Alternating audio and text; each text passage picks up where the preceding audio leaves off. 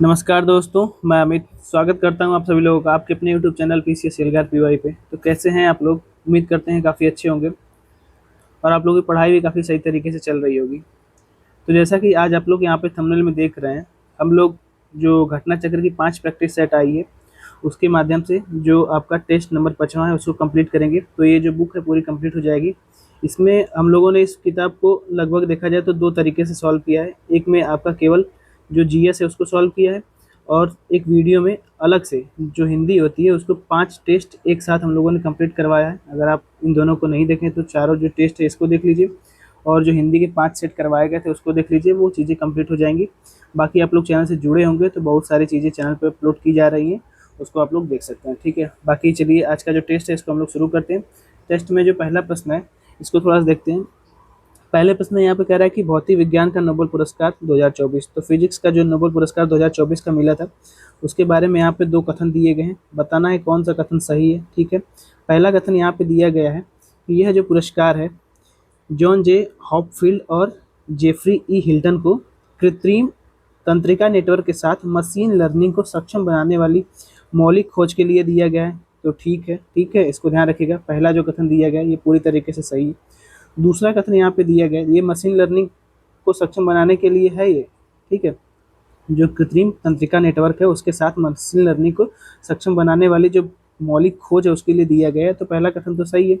दूसरा कथन यहाँ पे हम लोग देख रहे हैं, जो दूसरा कथन है कह रहा है कि जॉन हॉपफील्ड को 1982 में सहचर कृत्रिम जो एसोसिएटेड मेमोरी होती है इसकी खोज की जो डाटा में पैटर्न को संग्रहित और पुनर्निर्मित कर सकती है। तो दोनों कथन यहाँ पे सही हो जाएगा, दोनों ही कथन सही हो जाएगा। तो इसका जो सही आंसर है वो आपका डी हो जाएगा। ठीक है, इस चीज़ को ध्यान रखिएगा। यहाँ पे जो फिजिक्स का नोबेल पुरस्कार दिया गया था 2024 वाला, इन दोनों कथन के अलावा और कुछ ज़्यादा मत पढ़िएगा, बस इतना ही पढ़ लीजिएगा, पूरा हो जाएगा। ठीक है, चलिए अगला जो प्रश्न है उसको देख लेते हैं। अगला प्रश्न कह रहा है कि ओपी जिंदल ग्लोबल यूनिवर्सिटी जो है सोनीपत में, वहीं पर भारत के पहले संविधान संग्रहालय के संदर्भ में 2 कथन दिए गए हैं। ठीक है, तो बस इतना जानिए कि जो ओपी जिंदल ग्लोबल यूनिवर्सिटी है सोनीपत में, वहाँ पे भारत का पहला संविधान संग्रहालय खोला गया है। ठीक है, अब उसके बारे में यहाँ पे 4 कथन दिए गए हैं संविधान संग्रहालय के बारे में और इसमें से पूछ रहा है कि सही कथन कौन सा है। ठीक है, तो जो केवल सही वाला है उसको यहाँ पे देख लीजिए, डी इसमें सही वाला है। डॉक्टर भीमराव अंबेडकर का एआई स्वरूप एक 3D मॉडल के साथ साथ आवाज़, उनके चेहरे, भाव इत्यादि को सम्मिलित किया गया है। ठीक है, तो इसको ध्यान रखिएगा। इसका जो सही आंसर है वो आपका डी हो जाएगा। और इसमें अगर क्वेश्चन पूछेगा तो इसमें यही पूछेगा कि जो भारत का प्रथम संविधान संग्रहालय है वो कहाँ पे खोला गया, तो हरियाणा में सोनीपत में खोला गया। अगर यूनिवर्सिटी का नाम पूछ रहा था तो ओपी जिंदल ग्लोबल यूनिवर्सिटी हो जाएगा। ठीक है, चलिए आगे देखते हैं। अगला जो प्रश्न है ये क्या कह रहा है, ये प्रश्न कह रहा है कि एक सेकंड, हाँ ये प्रश्न क्या कह रहा है, ये कह रहा है कि उच्चतम न्यायालय की जो न्याय की देवी हैं उनकी नई प्रतिमा में भारतीय शास्त्रीय नृत्य का देखा जाए तो परिधान पहने किस प्रकार का प्रतीकवाद व्यक्त किया गया है। ठीक है, चलिए यहाँ पे अगर हम लोग इसको देखें तो ये आपका भारतीय संस्कृति धरोहर और कला का सम्मान इसमें किया गया है। तो सही आंसर इसका तो बी हो जाएगा। ठीक, इस चीज़ को ध्यान रखिएगा, इसको ध्यान रखिएगा। ठीक है, न्याय की जो देवी है उनकी प्रतिमा में बदलाव भारतीय न्याय व्यवस्था की संस्कृति धरोहर कला का सम्मान इसमें किया गया है और भारतीय शास्त्रीय नृत्य का परिधान न्याय की देवी का प्रतिष्ठा को भारतीय संस्कृति के अनुरूप दर्शाया गया है। ठीक है, तो भारतीय जिस प्रकार की संस्कृति है उस प्रकार के अनुरूप इसको दर्शाया गया है।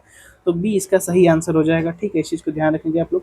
अगला जो प्रश्न है इसको देखिए, यहाँ पे 3 कथन दिए गए हैं और बताना है कि सही कौन सा है। ठीक है, किसके बारे में प्रश्न है, तो NIMAS की प्रमुख भूमिकाओं में क्या शामिल किया गया है। ठीक है, तो यहाँ पे अगर हम लोग देखें तो पहला यहाँ पे जो दिया गया है साहसिक खेलों में प्रशिक्षण प्रदान करना। ठीक है, साहसिक खेलों में प्रशिक्षण प्रदान करना, यहाँ पे हम लोग देख लेते हैं ऑप्शन। ठीक है, हाँ ठीक, तो साहसिक खेलों में प्रशिक्षण प्रदान करना। दूसरा कह रहा है कि पर्वतारोहण अभियानों का नेतृत्व करना और तीसरा यहाँ पे कह रहा है कि अरुणाचल प्रदेश के पर्यटक को बढ़ावा देना। तो ये तीनों कथन यहाँ पे आपका सही हो जाएंगे। ठीक है, इसको ध्यान रखिएगा। यहाँ पे NIMAS ठीक है कि प्रमुख भूमिका में शामिल किया गया है इसको। तो तीनों कथन यहाँ पे सही है। इसका जो सही आंसर है वो आपका क्या हो जाएगा, तो डी इसका सही आंसर हो जाएगा। ठीक है, इस चीज़ को ध्यान रखेंगे थोड़ा सा। चलिए चौथा हो गया। चलिए पांचवा जो प्रश्न है उसको थोड़ा सा देख लेते हैं हम लोग। जो पांचवा प्रश्न है ये कह रहा है कि निम्नलिखित कथनों में से कौन सा कथन सही नहीं है। यहाँ पे गलत कथन को बताना है। दो कथन दिए गए। पहला यहाँ पे नीचे दिए गए कोड का प्रयोग कर सही उत्तर को चुनिए। ठीक है, तो यहाँ पे गलत कथन बताना है। पहला यहाँ पे कह रहा है केंद्र सरकार ने प्रधानमंत्री ई ड्राइव योजना के तहत इलेक्ट्रिक वाहनों पर 10,900 करोड़ रुपए का परिव्यय को मंजूरी दी है। दूसरा यहाँ पे बता रहा है कि उत्तर प्रदेश सरकार ने इलेक्ट्रिक वाहनों पर 3 वर्षों तक रोड टैक्स और रजिस्ट्रेशन शुल्क में 100% छूट देने का निर्णय लिया है। तो यहाँ पे अगर हम लोग देखें कि कौन सा कथन सही नहीं है, तो इसका जो सही आंसर हो जाएगा वो आपका इनमें से कोई नहीं। देखा जाए तो कोई भी कथन, मतलब कि कोई भी कथन गलत नहीं है, दोनों ही कथन सही है। क्योंकि यहाँ पे पूछा था कि सही नहीं है, तो यहाँ पे देखा जाए तो इनमें से कोई भी आंसर नहीं होगा, दोनों कथन सही है। इस चीज़ को ध्यान रखिएगा।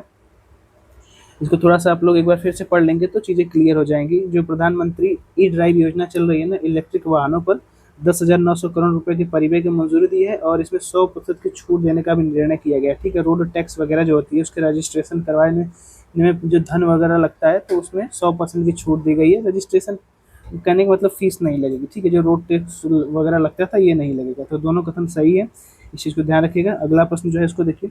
ये कह रहा है कि किसान कवच कीटनाशक रोधी बॉडी सूट के बारे में निम्नलिखित जो कथन दिए गए हैं 3, उसके बारे में सही उत्तर यहाँ पे बताना है। ठीक है, तो पहला जो ऑप्शन है इसको थोड़ा सा हम लोग देख लेते हैं। यह सूट किसानों को कीटनाशक के हानिकारक प्रभाव से बचाने के लिए डिज़ाइन किया गया है। चलिए ठीक है।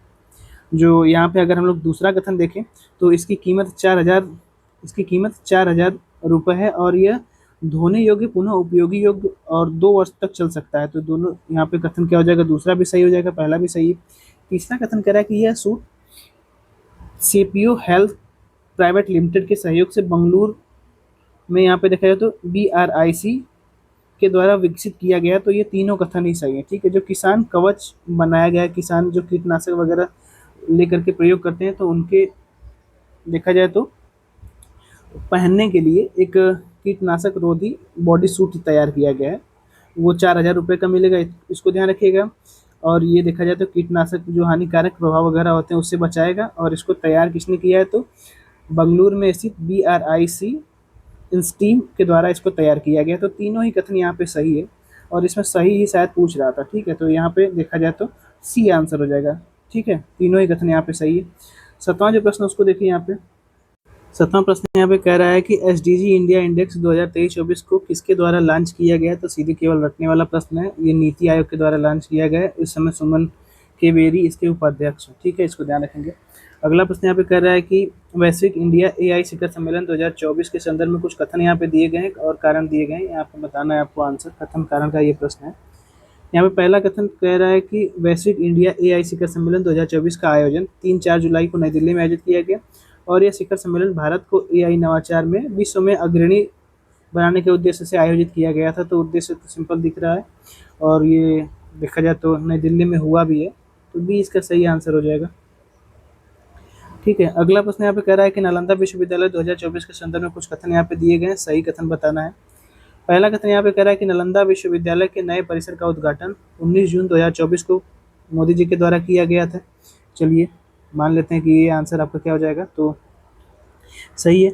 दूसरा यहाँ पे जो कथन कह रहा है यह विश्वविद्यालय प्राचीन नालंदा विश्वविद्यालय के अवशेष से 5,000 किलोमीटर, माफ कीजिए 500 किलोमीटर की दूरी राजगीर में स्थित है। तो ये कथन आपका गलत हो जाएगा। ठीक है, 500 किलोमीटर दूर ये नहीं बनाया गया है। अगर हम लोग देखें तो नया जो परिसर बनाया गया नालंदा विश्वविद्यालय के अवशेष के निकट ही बनाया गया था। तो ये तो गलत हो जाएगा। 500 किलोमीटर दूर बनाने की आवश्यकता ही क्यों है। तो देखा जाए तो यहाँ पे जो इसका सही आंसर है वो केवल एक ही हो जाएगा। ठीक है, चलिए अगला जो प्रश्न कह रहा है कि वर्ष 2025 को अंतर्राष्ट्रीय ग्लेशियर वर्ष घोषित करने का मुख्य उद्देश्य क्या है। तो इसका अगर हम लोग मुख्य उद्देश्य देखें तो जलवायु परिवर्तन के प्रभाव को रोकने और ग्लेशियर के संरक्षण के लिए वैश्विक प्रयास करना इसका प्रमुख उद्देश्य हो जाएगा। ग्लोबल वार्मिंग आप लोग देख ही रहे हैं, तो उसी के हिसाब से यहाँ पे जो इसका जो वर्ष मनाया गया है, यानी कि जो मुख्य उद्देश्य है वो तो सिंपल सा है कि कोई भी पढ़ेगा तो यहाँ पे यही इसका आंसर निकल के आएगा। कॉमन सा क्वेश्चन है। ठीक है, अगला यहाँ पे जो प्रश्न कह रहा है कि यहाँ क्वाड कैंसर मून शॉट पर आधारित 2 कथन दिए गए हैं। ठीक है, क्वाड कैंसर मूनशॉट पे दो कथन दिए गए हैं, बताना है कौन सा कथन यहाँ पे सही है। थोड़ा ध्यान से पढ़िएगा, यहाँ पे जो पहला कथन दिया गया है, क्वाड कैंसर मूनशॉट का उद्देश्य गर्भाशय ग्रीवा कैंसर को रोकथाम और उपचार के लिए किया गया है। ठीक है, इसको अगर हम लोग देखें यहाँ पे, तो इसको अगर हम लोग देखें यहाँ पे, तो पहला तो कथन आपका सही हो जाएगा। दूसरा कथन कह रहा है कि क्वाड कैंसर मूनशॉट योजना का उद्देश्य केवल केवल लीवर कैंसर के उपचार को बढ़ावा देना है, तो भैया ये गलत हो जाएगा। ठीक है, ये देखा जाए तो ये गलत है। यहाँ पे अगर हम देखें तो क्वाड कैंसर मूनशॉट योजना का उद्देश्य लीवर नहीं, बल्कि यहाँ पे देखा जाए तो जो गर्भाशय में ग्रीवा कैंसर के उपचार होते हैं उसको बनाया गया है। ठीक है, तो गर्भाशय में जो वगैरह होते हैं उनको, जो गले का कैंसर होता है उसके लिए ये बनाया गया है, और ऊपर यहाँ पे दिया भी है। ठीक है, गर्भाशय में ग्रीवा कैंसर के रोकथाम के उपचार के लिए, तो दूसरा कथन तो वैसे ही गलत हो जाएगा क्योंकि यहाँ पे लीवर कैंसर दे रखा है। तो पहला कथन आपका सही है, दूसरा कथन गलत है। यहाँ पे सही पूछा था तो केवल एक आंसर हो जाएगा। ठीक, चलिए आगे देख लेते हैं। अगला प्रश्न यहाँ पे कह रहा है कि राष्ट्रीय डॉल्फिन शोध केंद्र के संदर्भ में कुछ कथन दिए गए हैं, बताना है कौन सा यहाँ पे सही नहीं है। ठीक है, तो इसका उद्घाटन 4 मार्च 2024 को किया गया था, पटना में किया गया था। संचालक नीतीश कुमार जी हैं, तो ये गलत हो जाएगा भैया, ये गलत हो जाएगा। यहाँ पे अगर देखा जाए तो संचालक में एक जो शोध संस्थान है जिसका संचालक वैज्ञानिक और शोधकर्ता के द्वारा वगैरह से किया गया था, तो नीतीश कुमार जी यहाँ पे नहीं आएंगे। इसका उद्देश्य साफ है कि डॉल्फिन व्यवहार का अध्ययन करना इसका उद्देश्य है। ठीक है, तो गलत कथन पूछा था तो सी यहाँ पे सही आंसर हो जाएगा। ठीक है, चलिए आगे देख लेते हैं। अगला जो प्रश्न है, अगला प्रश्न यहाँ पे दो कथन दिए गए हैं, किसके बारे में, तो वैश्विक जो नवाचार सूचकांक 2024 का आया था उसके बारे में। और यहाँ पे कथन बताना है कि सही नहीं है, गलत कथन बताना है। प्लीज़ थोड़ा सा ध्यान रखिएगा इन सब चीज़ों को, क्योंकि अब एग्ज़ाम आ गया है, तो कथन में जो गलत है जो सही है उस चीज़ को बहुत अच्छे से देख के तब जाके सॉल्व कीजिएगा। ठीक है, तो पहला यहाँ पे कह रहा है कि वैश्विक नवाचार सूचकांक 2024 का प्रशासन विश्व बौद्धिक संपदा जो संगठन है वीपो है उसके द्वारा 26 सितंबर 2024 को जारी किया गया। तो जो नवाचार सूचकांक 2024 है ये वीपो के द्वारा 26 सितंबर 2024 को जारी किया गया। थोड़ा सा ध्यान रखिएगा।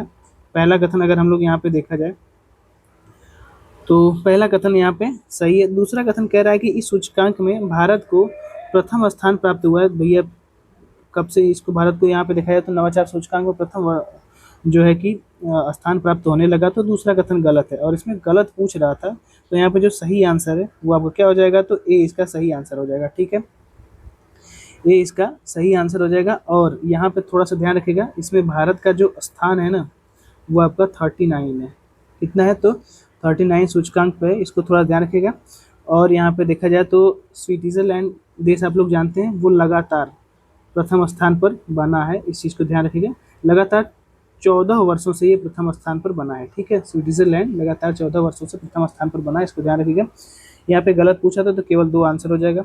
अगला प्रश्न कह रहा है कि मुख्यमंत्री बाल आश्रय योजना के संदर्भ में कुछ कथन यहाँ पे दिए गए हैं और इसमें से बताना है सही कथन कौन सा है। मुख्यमंत्री बाल आश्रय योजना, तो यहाँ पे अगर हम लोग इसको देखें, जो पहला कथन इसका कह रहा है कि इस योजना के तहत 4 नवंबर 2024 को उत्तर प्रदेश मंत्रिमंडल ने 10 संरक्षण गृहों के निर्माण को मंजूरी दी है। चलिए सही हो गया। दूसरा कथन कह रहा है कि यह योजना के पहले चरण में सभी संरक्षण गृह केवल लखनऊ जिले में बनाए जाएंगे, तो ये गलत हो जाएगा। ठीक है, अगर हम लोग यहाँ पे देखें तो ये देखा जाए तो लखनऊ के अलावा वाराणसी, गोरखपुर, अयोध्या, अमेठी, मथुरा, फिरोजाबाद, बस्ती, झांसी, कानपुर देहात में बनाए जाएंगे, न कि केवल लखनऊ में। तो पहला कथन यहाँ पे आपका सही हो जाएगा और इसमें सही पूछ रहा था तो केवल एक आंसर हो जाएगा। ठीक है, अगला प्रश्न कह रहा है कि उत्तर प्रदेश में पहला निजी टेक्सटाइल पार्क किस जिले में स्थापित किया जा रहा है, तो सीधे रटने वाला प्रश्न है। ये यहाँ पे देखा जाए तो शामली में स्थापित किया जा रहा है, इसको थोड़ा सा ध्यान रखिएगा। ये यूपी का पहला निजी टेक्सटाइल पार्क। ठीक है, चलिए अगला जो प्रश्न है इसको थोड़ा देखें। तो अगला प्रश्न यहाँ पे कह रहा है कि लिग्नोसैट जो उपग्रह है उसके संदर्भ में कुछ कथन यहाँ पे दिए गए हैं। तो यहाँ पे जो कथन है कह रहा है कि लिग्नोसैट विश्व का पहला लकड़ी का उपग्रह है जिसे 5 नवंबर 2024 को अंतर्राष्ट्रीय अंतरिक्ष स्टेशन के लिए प्रेक्षित किया गया। चलिए इसका जो पहला कथन दिया गया है वो तो आपको सही है। ठीक है, पहला कथन आपका ये सही है। विश्व का पहला ऐसा उपग्रह है जो लकड़ी के द्वारा तैयार किया गया है और 5 नवंबर 2024 को ये अंतरिक्ष में भेजा भी गया था। ठीक है, तो सही है। दूसरा इसका कारण ये बता रहा है कि इसका उद्देश्य अंतरिक्ष मलबे को कम करना और पृथ्वी के वायुमंडल में हानिकारक प्रदूषण को रोकना है। तो यहाँ पे अगर हम देखें तो ये भी कथन आपका सही है, ठीक है, ये भी सही है, लेकिन ये किस लिए भेजा गया है, तो इसका उद्देश्य जो है यहाँ पे, ये उद्देश्य जो दिया गया है वो तो सही है, लेकिन इन दोनों में यहाँ पे देखा जाए तो स्पष्ट रूप से व्याख्या नहीं कर रहा है, ठीक है।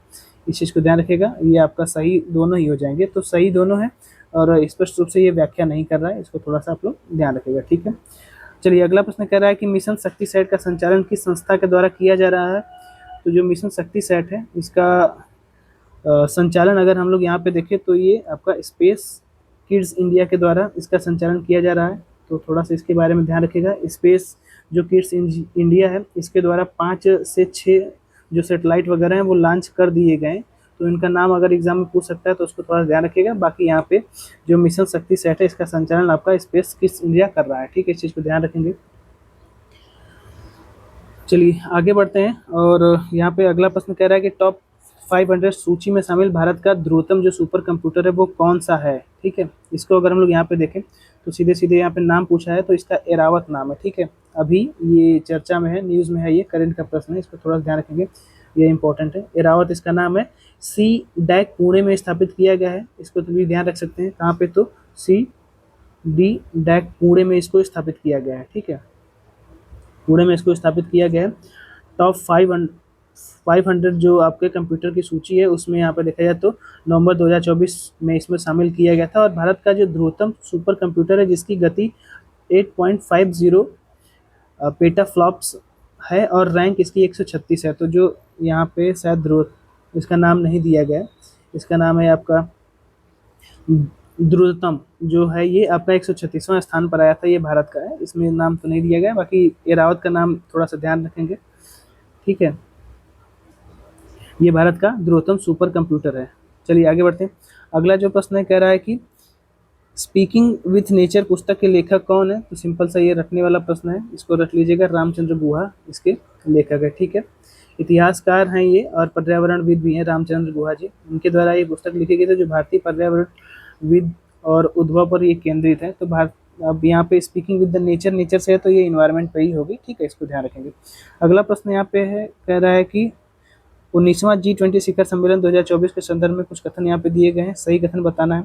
2 कथन दिए गए हैं। पहला कथन यहाँ पे कह रहा है कि यह शिखर सम्मेलन 18-19 नवंबर 2024 को रियो डी जेनेरियो में आयोजित हुआ था। और दूसरा कथन ये कह रहा है कि इस शिखर सम्मेलन की अध्यक्षता भारत के प्रधानमंत्री मोदी जी ने की थी, ठीक है। अब ऐसा अगर मान लीजिए कोई आप देख रहे हैं करंट अफेयर, तो अगर ब्राज़ील में होगा तो इसकी अध्यक्षता मोदी जी कैसे करेंगे, ठीक है, तो ये गलत हो जाएगा। और यहाँ पे सही पूछा था तो केवल एक इसका आंसर हो जाएगा, ठीक है। कथन करण का प्रश्न है। कथन कह रहा है कि भारत को 1950 से 1990 की अवधि में खाद्यान्न उत्पादन में वृद्धि के बावजूद भूख से मुक्ति नहीं मिल सकी, ठीक है, ये कथन है। चलिए इसका कारण हम लोग पढ़ लेते हैं, कारण इसमें क्या बताया गया है। तो इसका कारण ये बताया गया कि न्यूनतम समर्थन जो मूल्य एमएसपी होती है उसमें वृद्धि से खाद्यान्नों की कीमतें बढ़ रही हैं, जबकि निम्न आय वर्ग की आय अपेक्षाकृत कम बढ़ रही है। आय कम बढ़ रही है लेकिन खाद्यान्नों में जो कीमतें वो लगातार बढ़ रही हैं, इसका कारण ये बताया गया है, ठीक है। तो दोनों ही सही है और स्पष्ट रूप से इसकी व्याख्या भी कर रहा है, तो ए इसका सही आंसर हो जाएगा, ठीक है। कॉमन सा क्वेश्चन है, इसको थोड़ा सा आप लोग ध्यान रखेंगे, ये इंपॉर्टेंट क्वेश्चन भी हो जाएगा, ठीक है।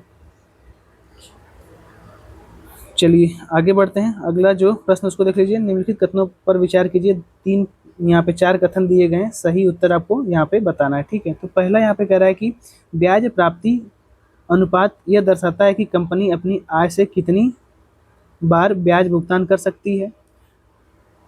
और दूसरा यहाँ पे कथन कह रहा है कि इस अनुपात का उपयोग ऋणदाता कंपनी की ऋण भुगतान क्षमता का आकलन करने के लिए करते हैं।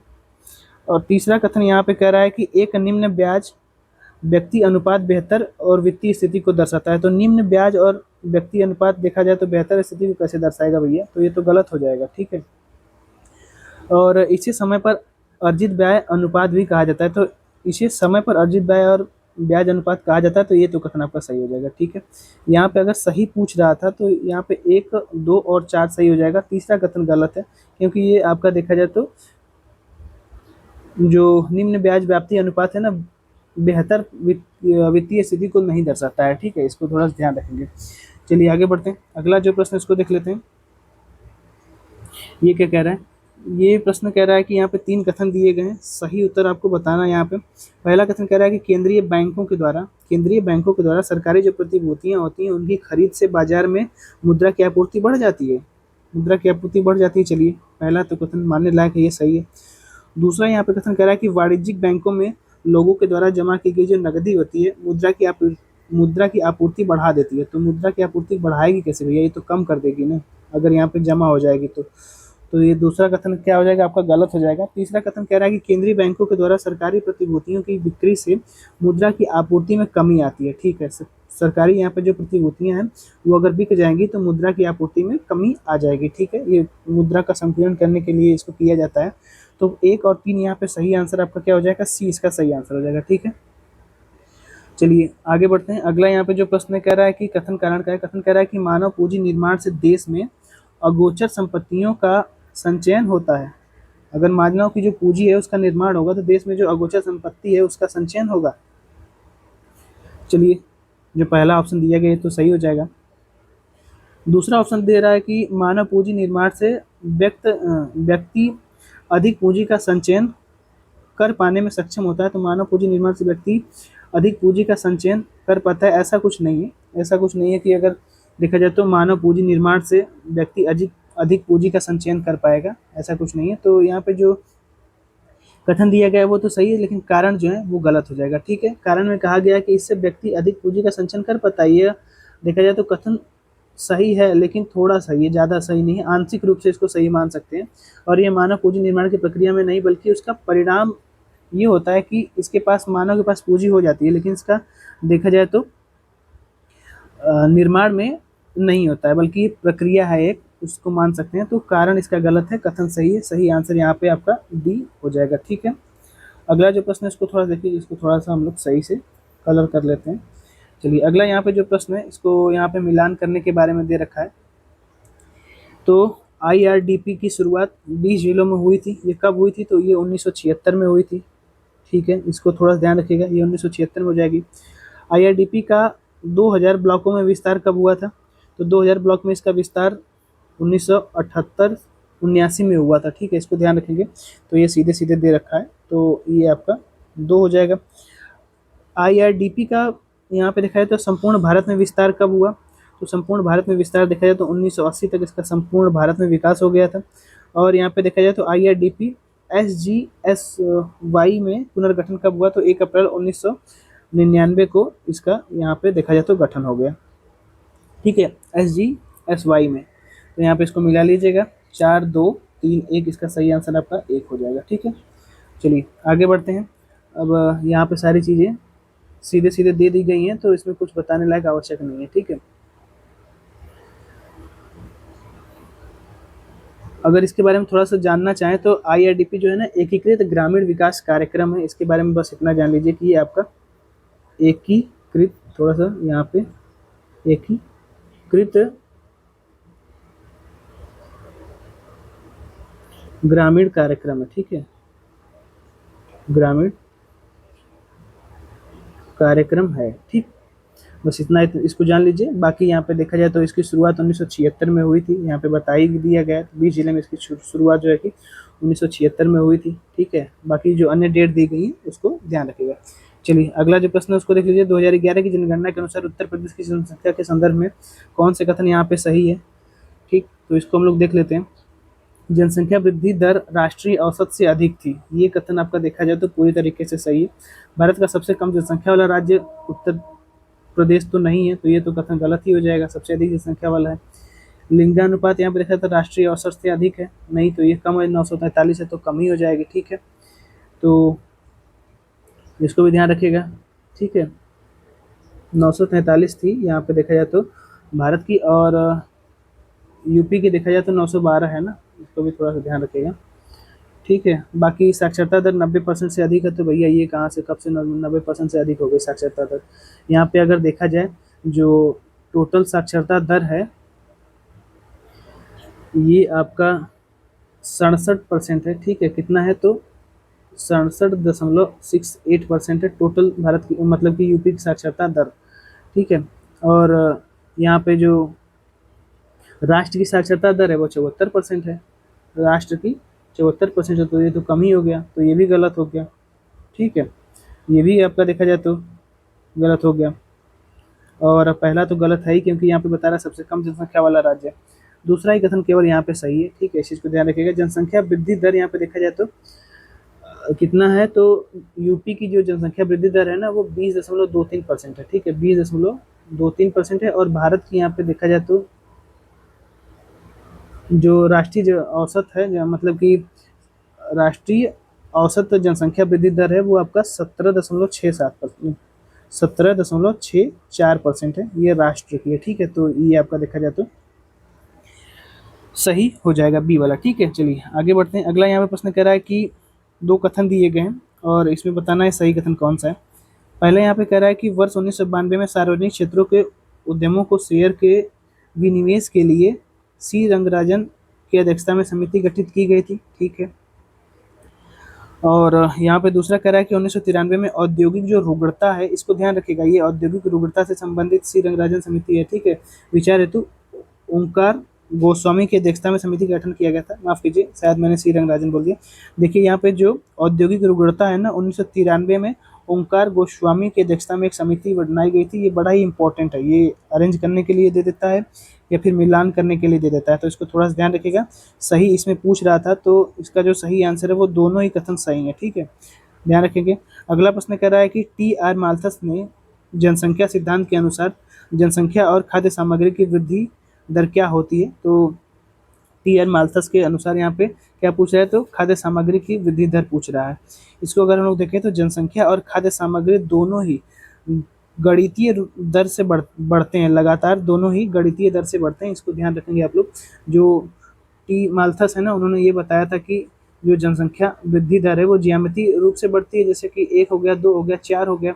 और यहाँ पे देखा जाए तो जबकि खाद्य जो सामग्री है वो गणितीय वृद्धि रूप से बढ़ती है, जैसे कि जो अंक होते हैं ना, 1, 2, 3, 4, इस प्रकार से बढ़ती है। ठीक है, खाद्य सामग्री के बारे में बात हो रही है, इसको ध्यान रखेंगे। ठीक है, बाकी यहाँ पे जनसंख्या के बारे में उन्होंने तर्क दिया था कि जनसंख्या वृद्धि दर ज्यामितीय रूप से बढ़ती है। जनसंख्या, हाँ यहाँ पे जनसंख्या मिल रहा है, तो ये आपका इसको ध्यान रखिएगा। जैसे 1 हो गया, 2 हो गया और 4 हो गया, 8 हो गया, इस प्रकार से जनसंख्या बढ़ती है। ठीक है, चलिए आगे बढ़ते हैं। यहाँ पे क्या पूछा था कि सही कथन कौन सा है, माल्थस ने बताया था, तो ए इसका सही आंसर हो जाएगा। ठीक है, बाकी आगे बढ़ते हैं। अगला प्रश्न यहाँ पे क्या कह रहा है कि 1901 से 2011 तक की भारत की जनसंख्या वृद्धि दर के संदर्भ में कुछ कथन यहाँ पे दिए गए हैं। चलिए पढ़ लेते हैं और सही आंसर यहाँ पे बताना है कि सही कौन सा है। तो 1901 से 2011 की जनगणना है, ठीक, यानी कि 110 साल की। पहला कथन यहाँ पे कह रहा है कि 1911 से लेकर के 1921 के दशक भारत के जनसंख्या इतिहास में एकमात्र ऐसा दशक था जब जनसंख्या ऋणात्मक में वृद्धि दर्ज की गई थी। तो चलिए, ये जो कथन दिया गया है ये आपका पूरी तरीके से सही है, इसीलिए इसको महान विभाजक वर्ष भी बोला जाता है 1921 को। ठीक है, तो ये आपका सही हो जाएगा। दूसरा कथन कह रहा है कि 1981 के बाद भारत की जनसंख्या वृद्धि दर में लगातार तीव्र वृद्धि दर्ज की गई है। तो ये लगातार तीव्र वृद्धि दर्ज नहीं की गई है, बहुत धीरे धीरे जनसंख्या बढ़ रही है। ठीक है, तो दूसरा कथन गलत हो जाएगा। पहला कथन यहाँ पे सही है। सही अगर पूछ रहा था तो केवल एक सही है ना, हाँ यहाँ पे सी आंसर सही हो जाएगा, केवल एक। ठीक है, अब बाकी 1981 के बाद जनसंख्या में धीरे धीरे गिरावट भी आई है स्पष्ट रूप से। ठीक है, तो दूसरा कथन गलत है। कह रहा है कि तेजी से वृद्धि दर्ज की गई, तो नहीं, जनसंख्या की जो वृद्धि दर है ना, वृद्धि जो रेट है जनसंख्या बढ़ने की, उसमें लगातार धीरे धीरे गिरावट आ रही है, इस चीज़ को ध्यान रखेंगे। दूसरा कथन गलत है, पहला सही है। अगला प्रश्न कह रहा है कि दो कथन यहाँ पे दिए गए हैं।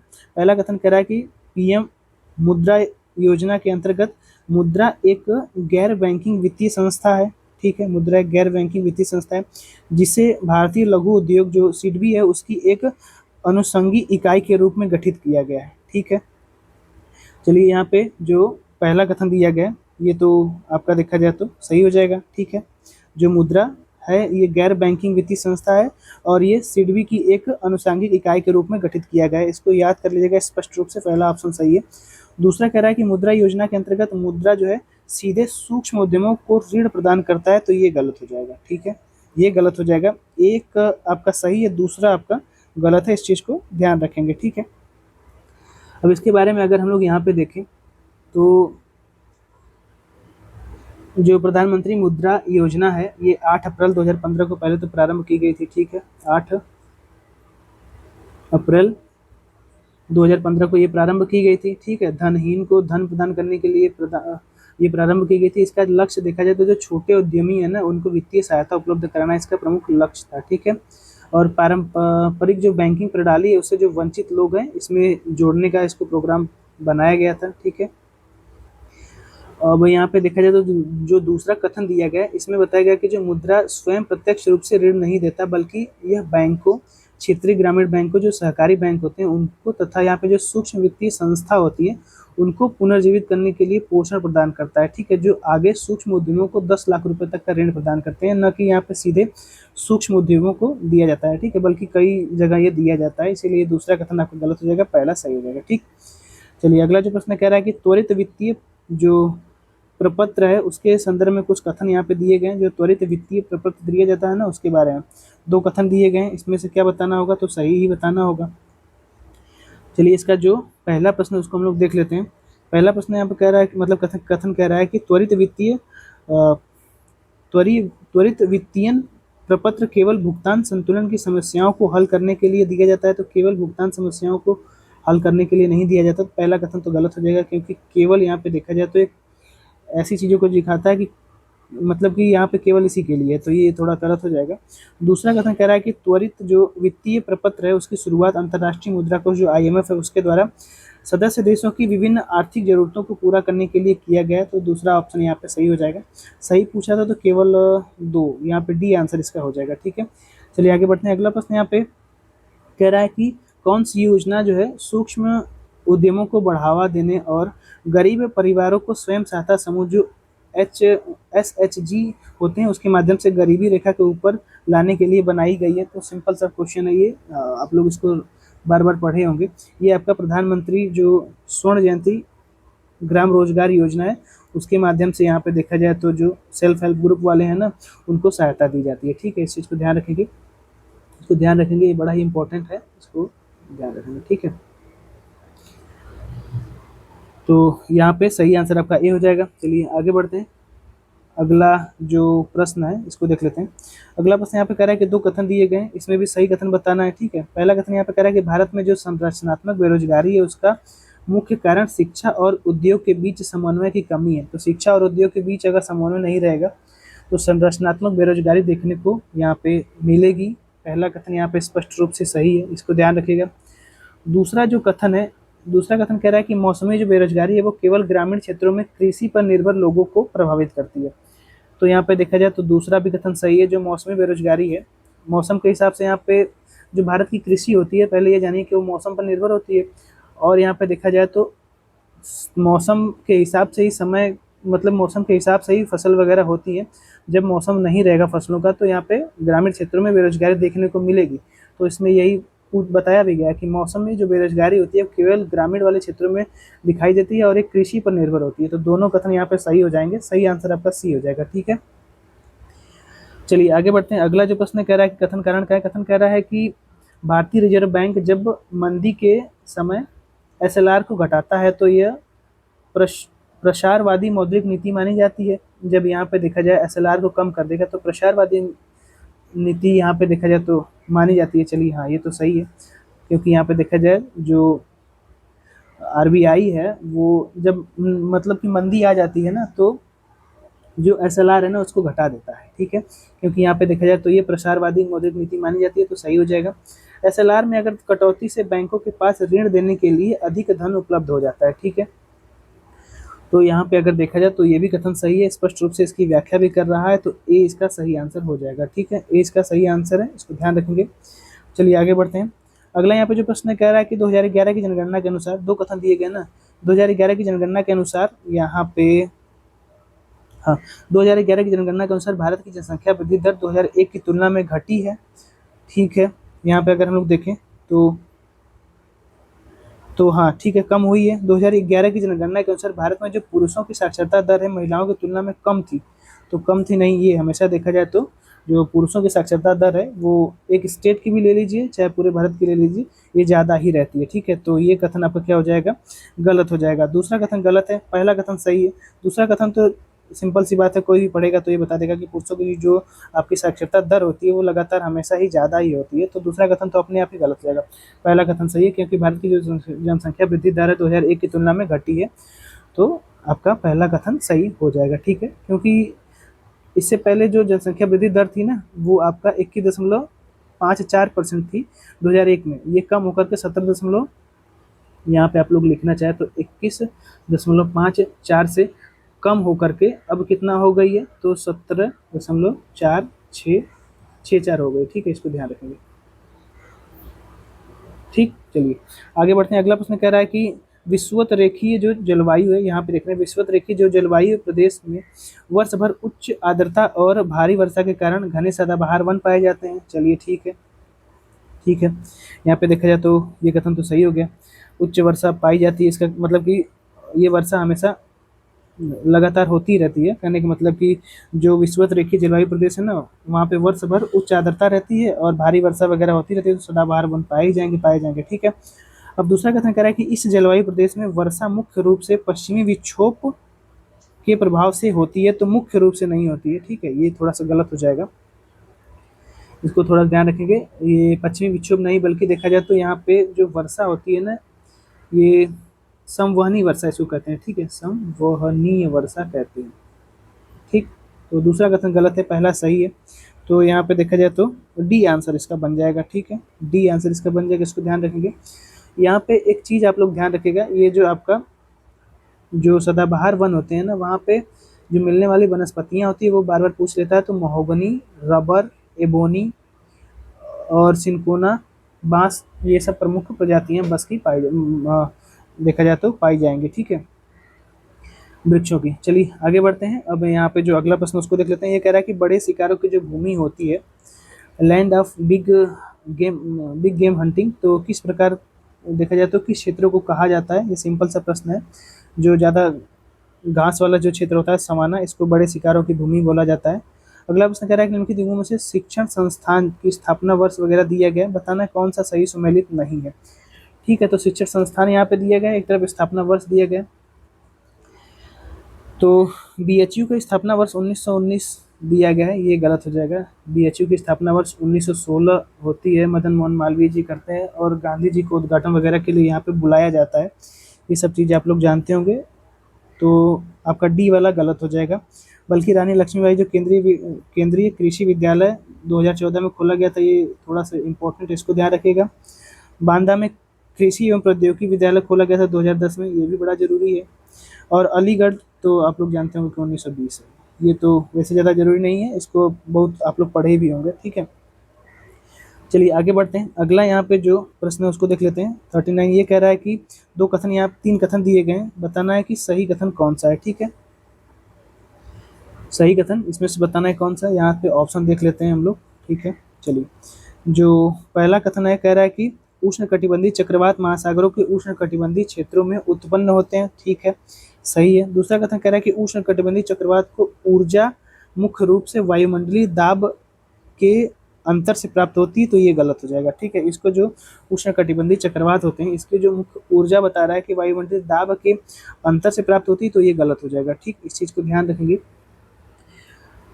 यहाँ पे चक्रवातों को मुख्य रूप से जो ऊर्जा मिलती है ना, वो संघनन के कारण मिलती है। किसके कारण, तो संघनन के कारण मिलती है। इसको थोड़ा सा ध्यान रखिएगा, ठीक है, संघनन प्रक्रिया के कारण, ठीक। दूसरा कथन गलत हो जाएगा। तीसरा कथन कह रहा है कि संघनन प्रक्रिया के द्वारा चक्रवात ऊंचे कपासी मेघों से ऊर्जा प्राप्त करते हैं, जिससे उनकी तीव्रता बढ़ती है। तो दोनों कथन यहाँ पे सही हो जाएंगे। कौन कौन से, 1 और 3। दूसरा वाला गलत है। गलत क्यों है, संघनन प्रक्रिया के कारण इसको मुख्य रूप से ऊर्जा मिलती है, और इसमें बताया गया कि वायुमंडलीय दाब के कारण, ठीक है। तो इसका जो सही आंसर है 1 और 3 हो जाना चाहिए। सी में दे रखा है, तो 1 और 3 इसका सही आंसर हो जाएगा, ठीक है। अगला जो प्रश्न कह रहा है कि एक तरफ संस्थान दिए गए हैं, दूसरी तरफ स्थापना और राज्य दिए गए हैं, इसको मिलान करना है। तो अगर हम लोग इसको देखें, हाँ ठीक है, चलिए मिला लेते हैं। कह रहा है कि डॉक्टर YS परमार औद्यानिक और वानिकी विद्यालय, ये कहाँ पर अवस्थित है, तो ये आपका हिमाचल प्रदेश में स्थित है, सोलन में, ठीक है। तो ये आपका क्या हो जाएगा, हिमाचल प्रदेश सोलन में अवस्थित है।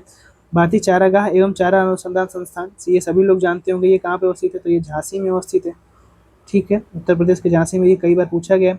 डेयरी वाला तो करनाल हरियाणा में अवस्थित है। ठीक है, केंद्रीय उपोष्ण बागवानी ये लखनऊ में अवस्थित है। तो ये 2 हो जाएगा, मिला लीजिएगा, इसका जो सही आंसर है वो आपका ए हो जाएगा।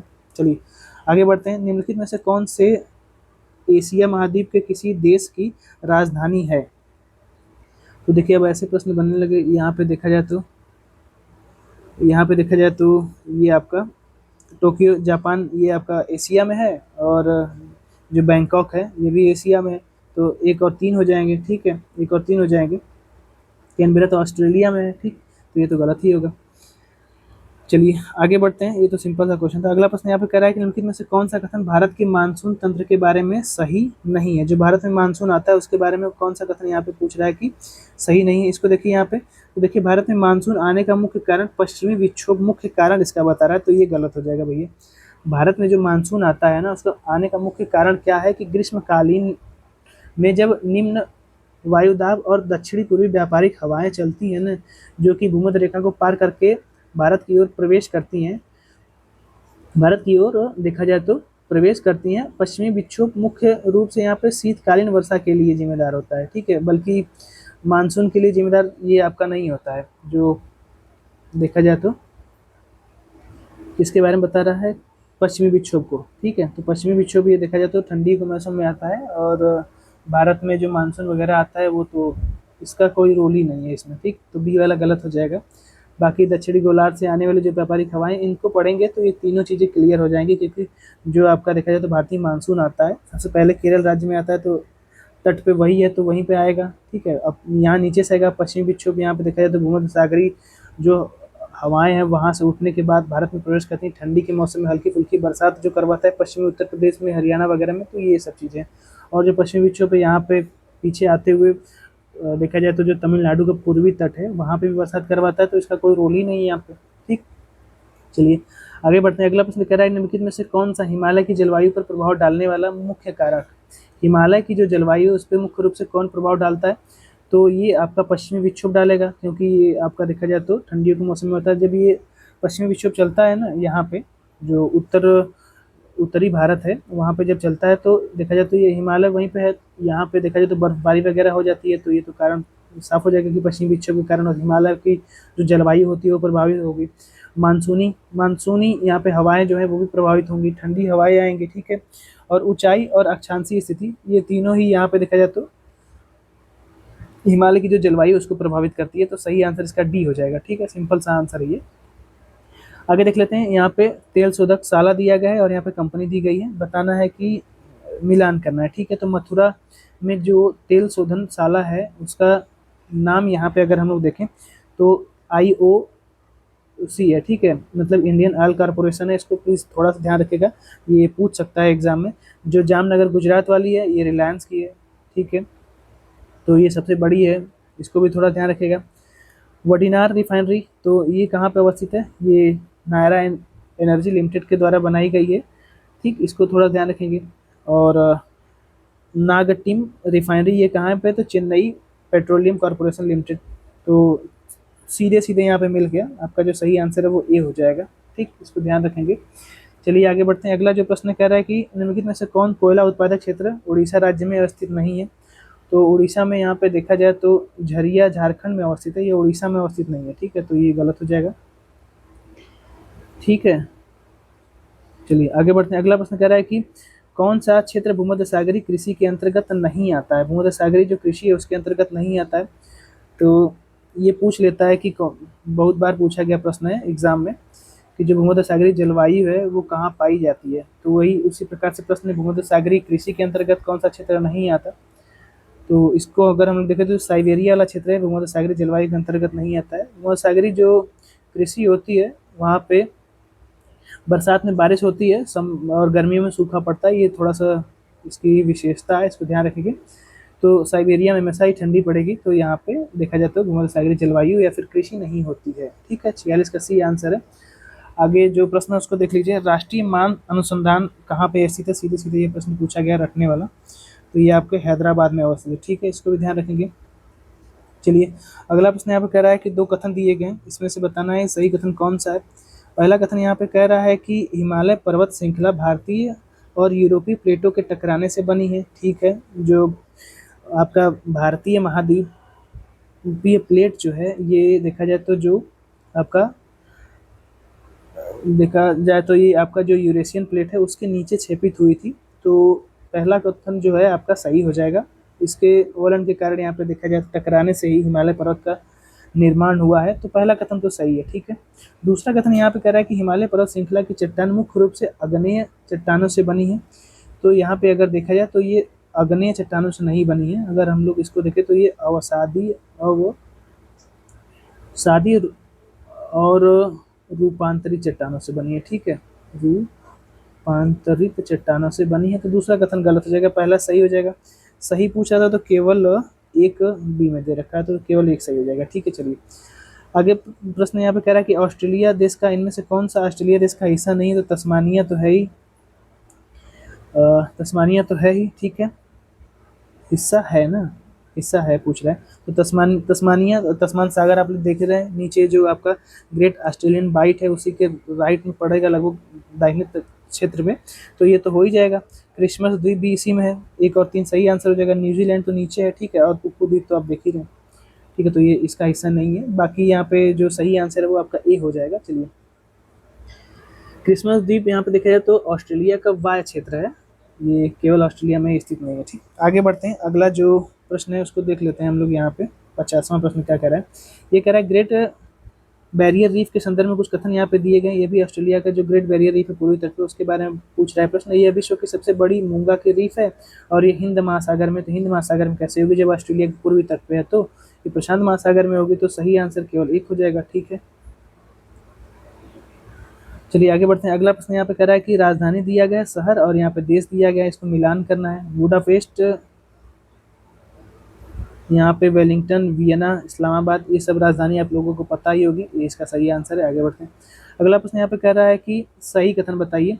जो जिप्सी लोगों को मूल निवास स्थान भारत है, जो जिप्सी लोगों का मूल निवास स्थान भारत है, यहाँ पे अगर हम लोग देखें तो जो जिप्सी लोग हैं उनका मूल निवास स्थान भारत नहीं है।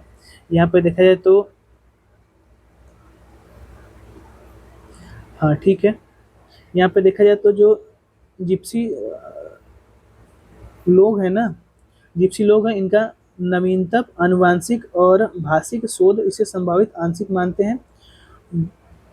ये देखा जाए तो रोम वगैरह में रहते हैं ना, तो जिसके बीच अलग अलग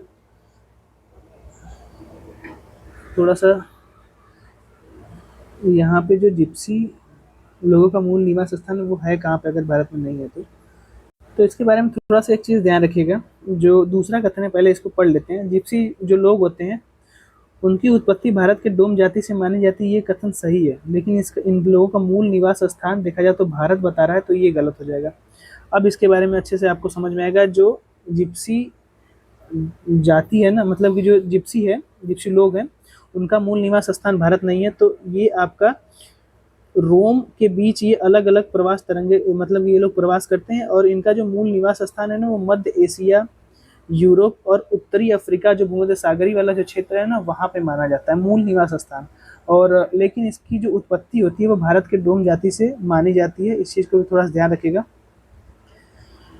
इसकी जड़ें जो है संस्कृति, ये मध्य इंडो आर्यन से प्रभावित है, जो कि भारतीय मूल की स्पष्ट रूप से दिखाती है। ठीक है, तो थोड़ा सा इस प्रश्न में आप लोग इसको देख लीजिएगा कि ये जो जिप्सी लोग हैं उनका जो निवास स्थान है वो भारत अभी नहीं है, लेकिन इनकी जो उत्पत्ति मानी जाती है वो भारत से ही मानी जाती है, डोम जाति से। ठीक है, और इनका जो निवास स्थान है ये अफ्रीका के उत्तरी तट जो भूमध्य सागर से लगा हुआ है, और यूरोप का जो दक्षिण तट हो जाएगा, और जो एशिया है उसका पश्चिमी तट हो जाएगा। ठीक है, यहाँ पे इनकी मूल निवास स्थान माना जाता है। उम्मीद है ये समझ में आ गया होगा।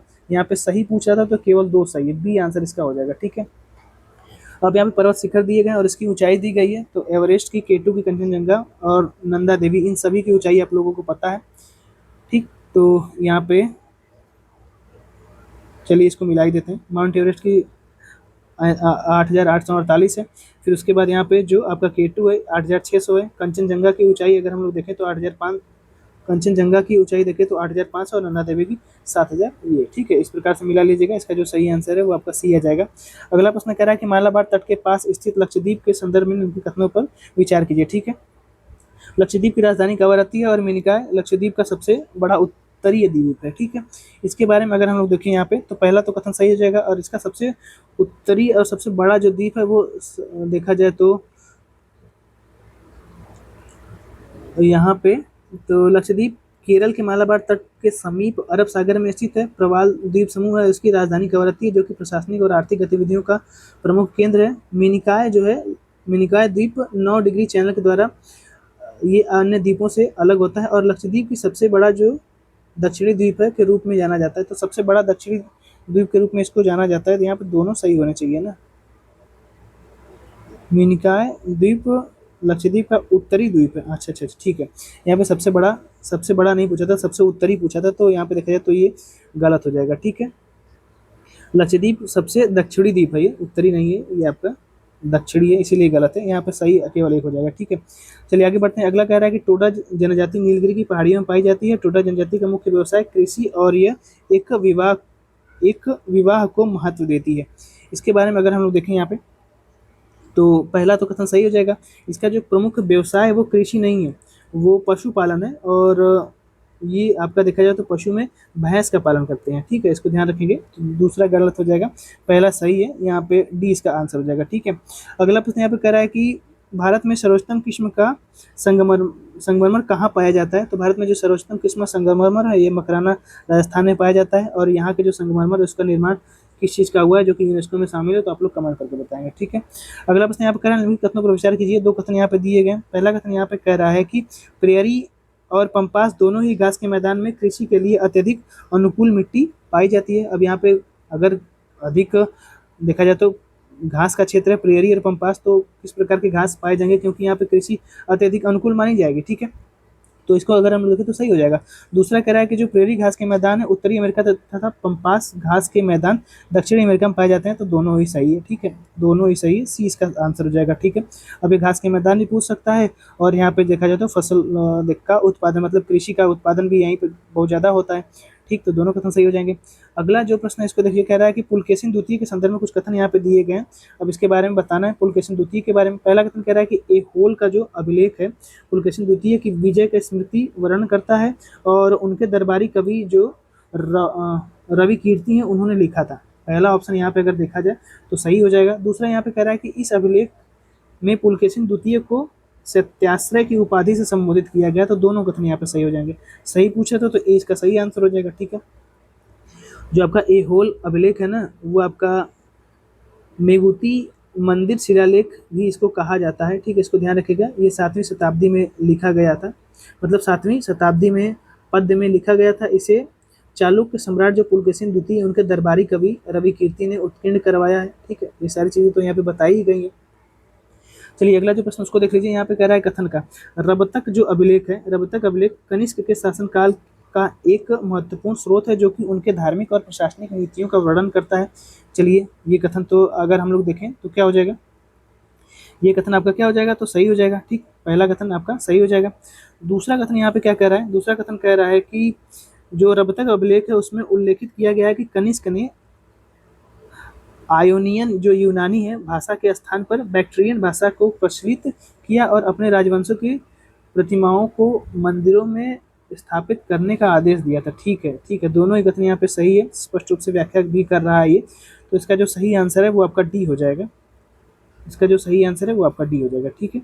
चलिए आगे बढ़ते हैं। अगला प्रश्न यहाँ पे कह रहा है कि जो आपका निम्नलिखित में से कौन सा स्थल वर्तमान उत्तर प्रदेश में स्थित नहीं है, ठीक है, यूपी में स्थित नहीं है, यहाँ पे बताना है। तो यहाँ पे अगर हम लोग देखें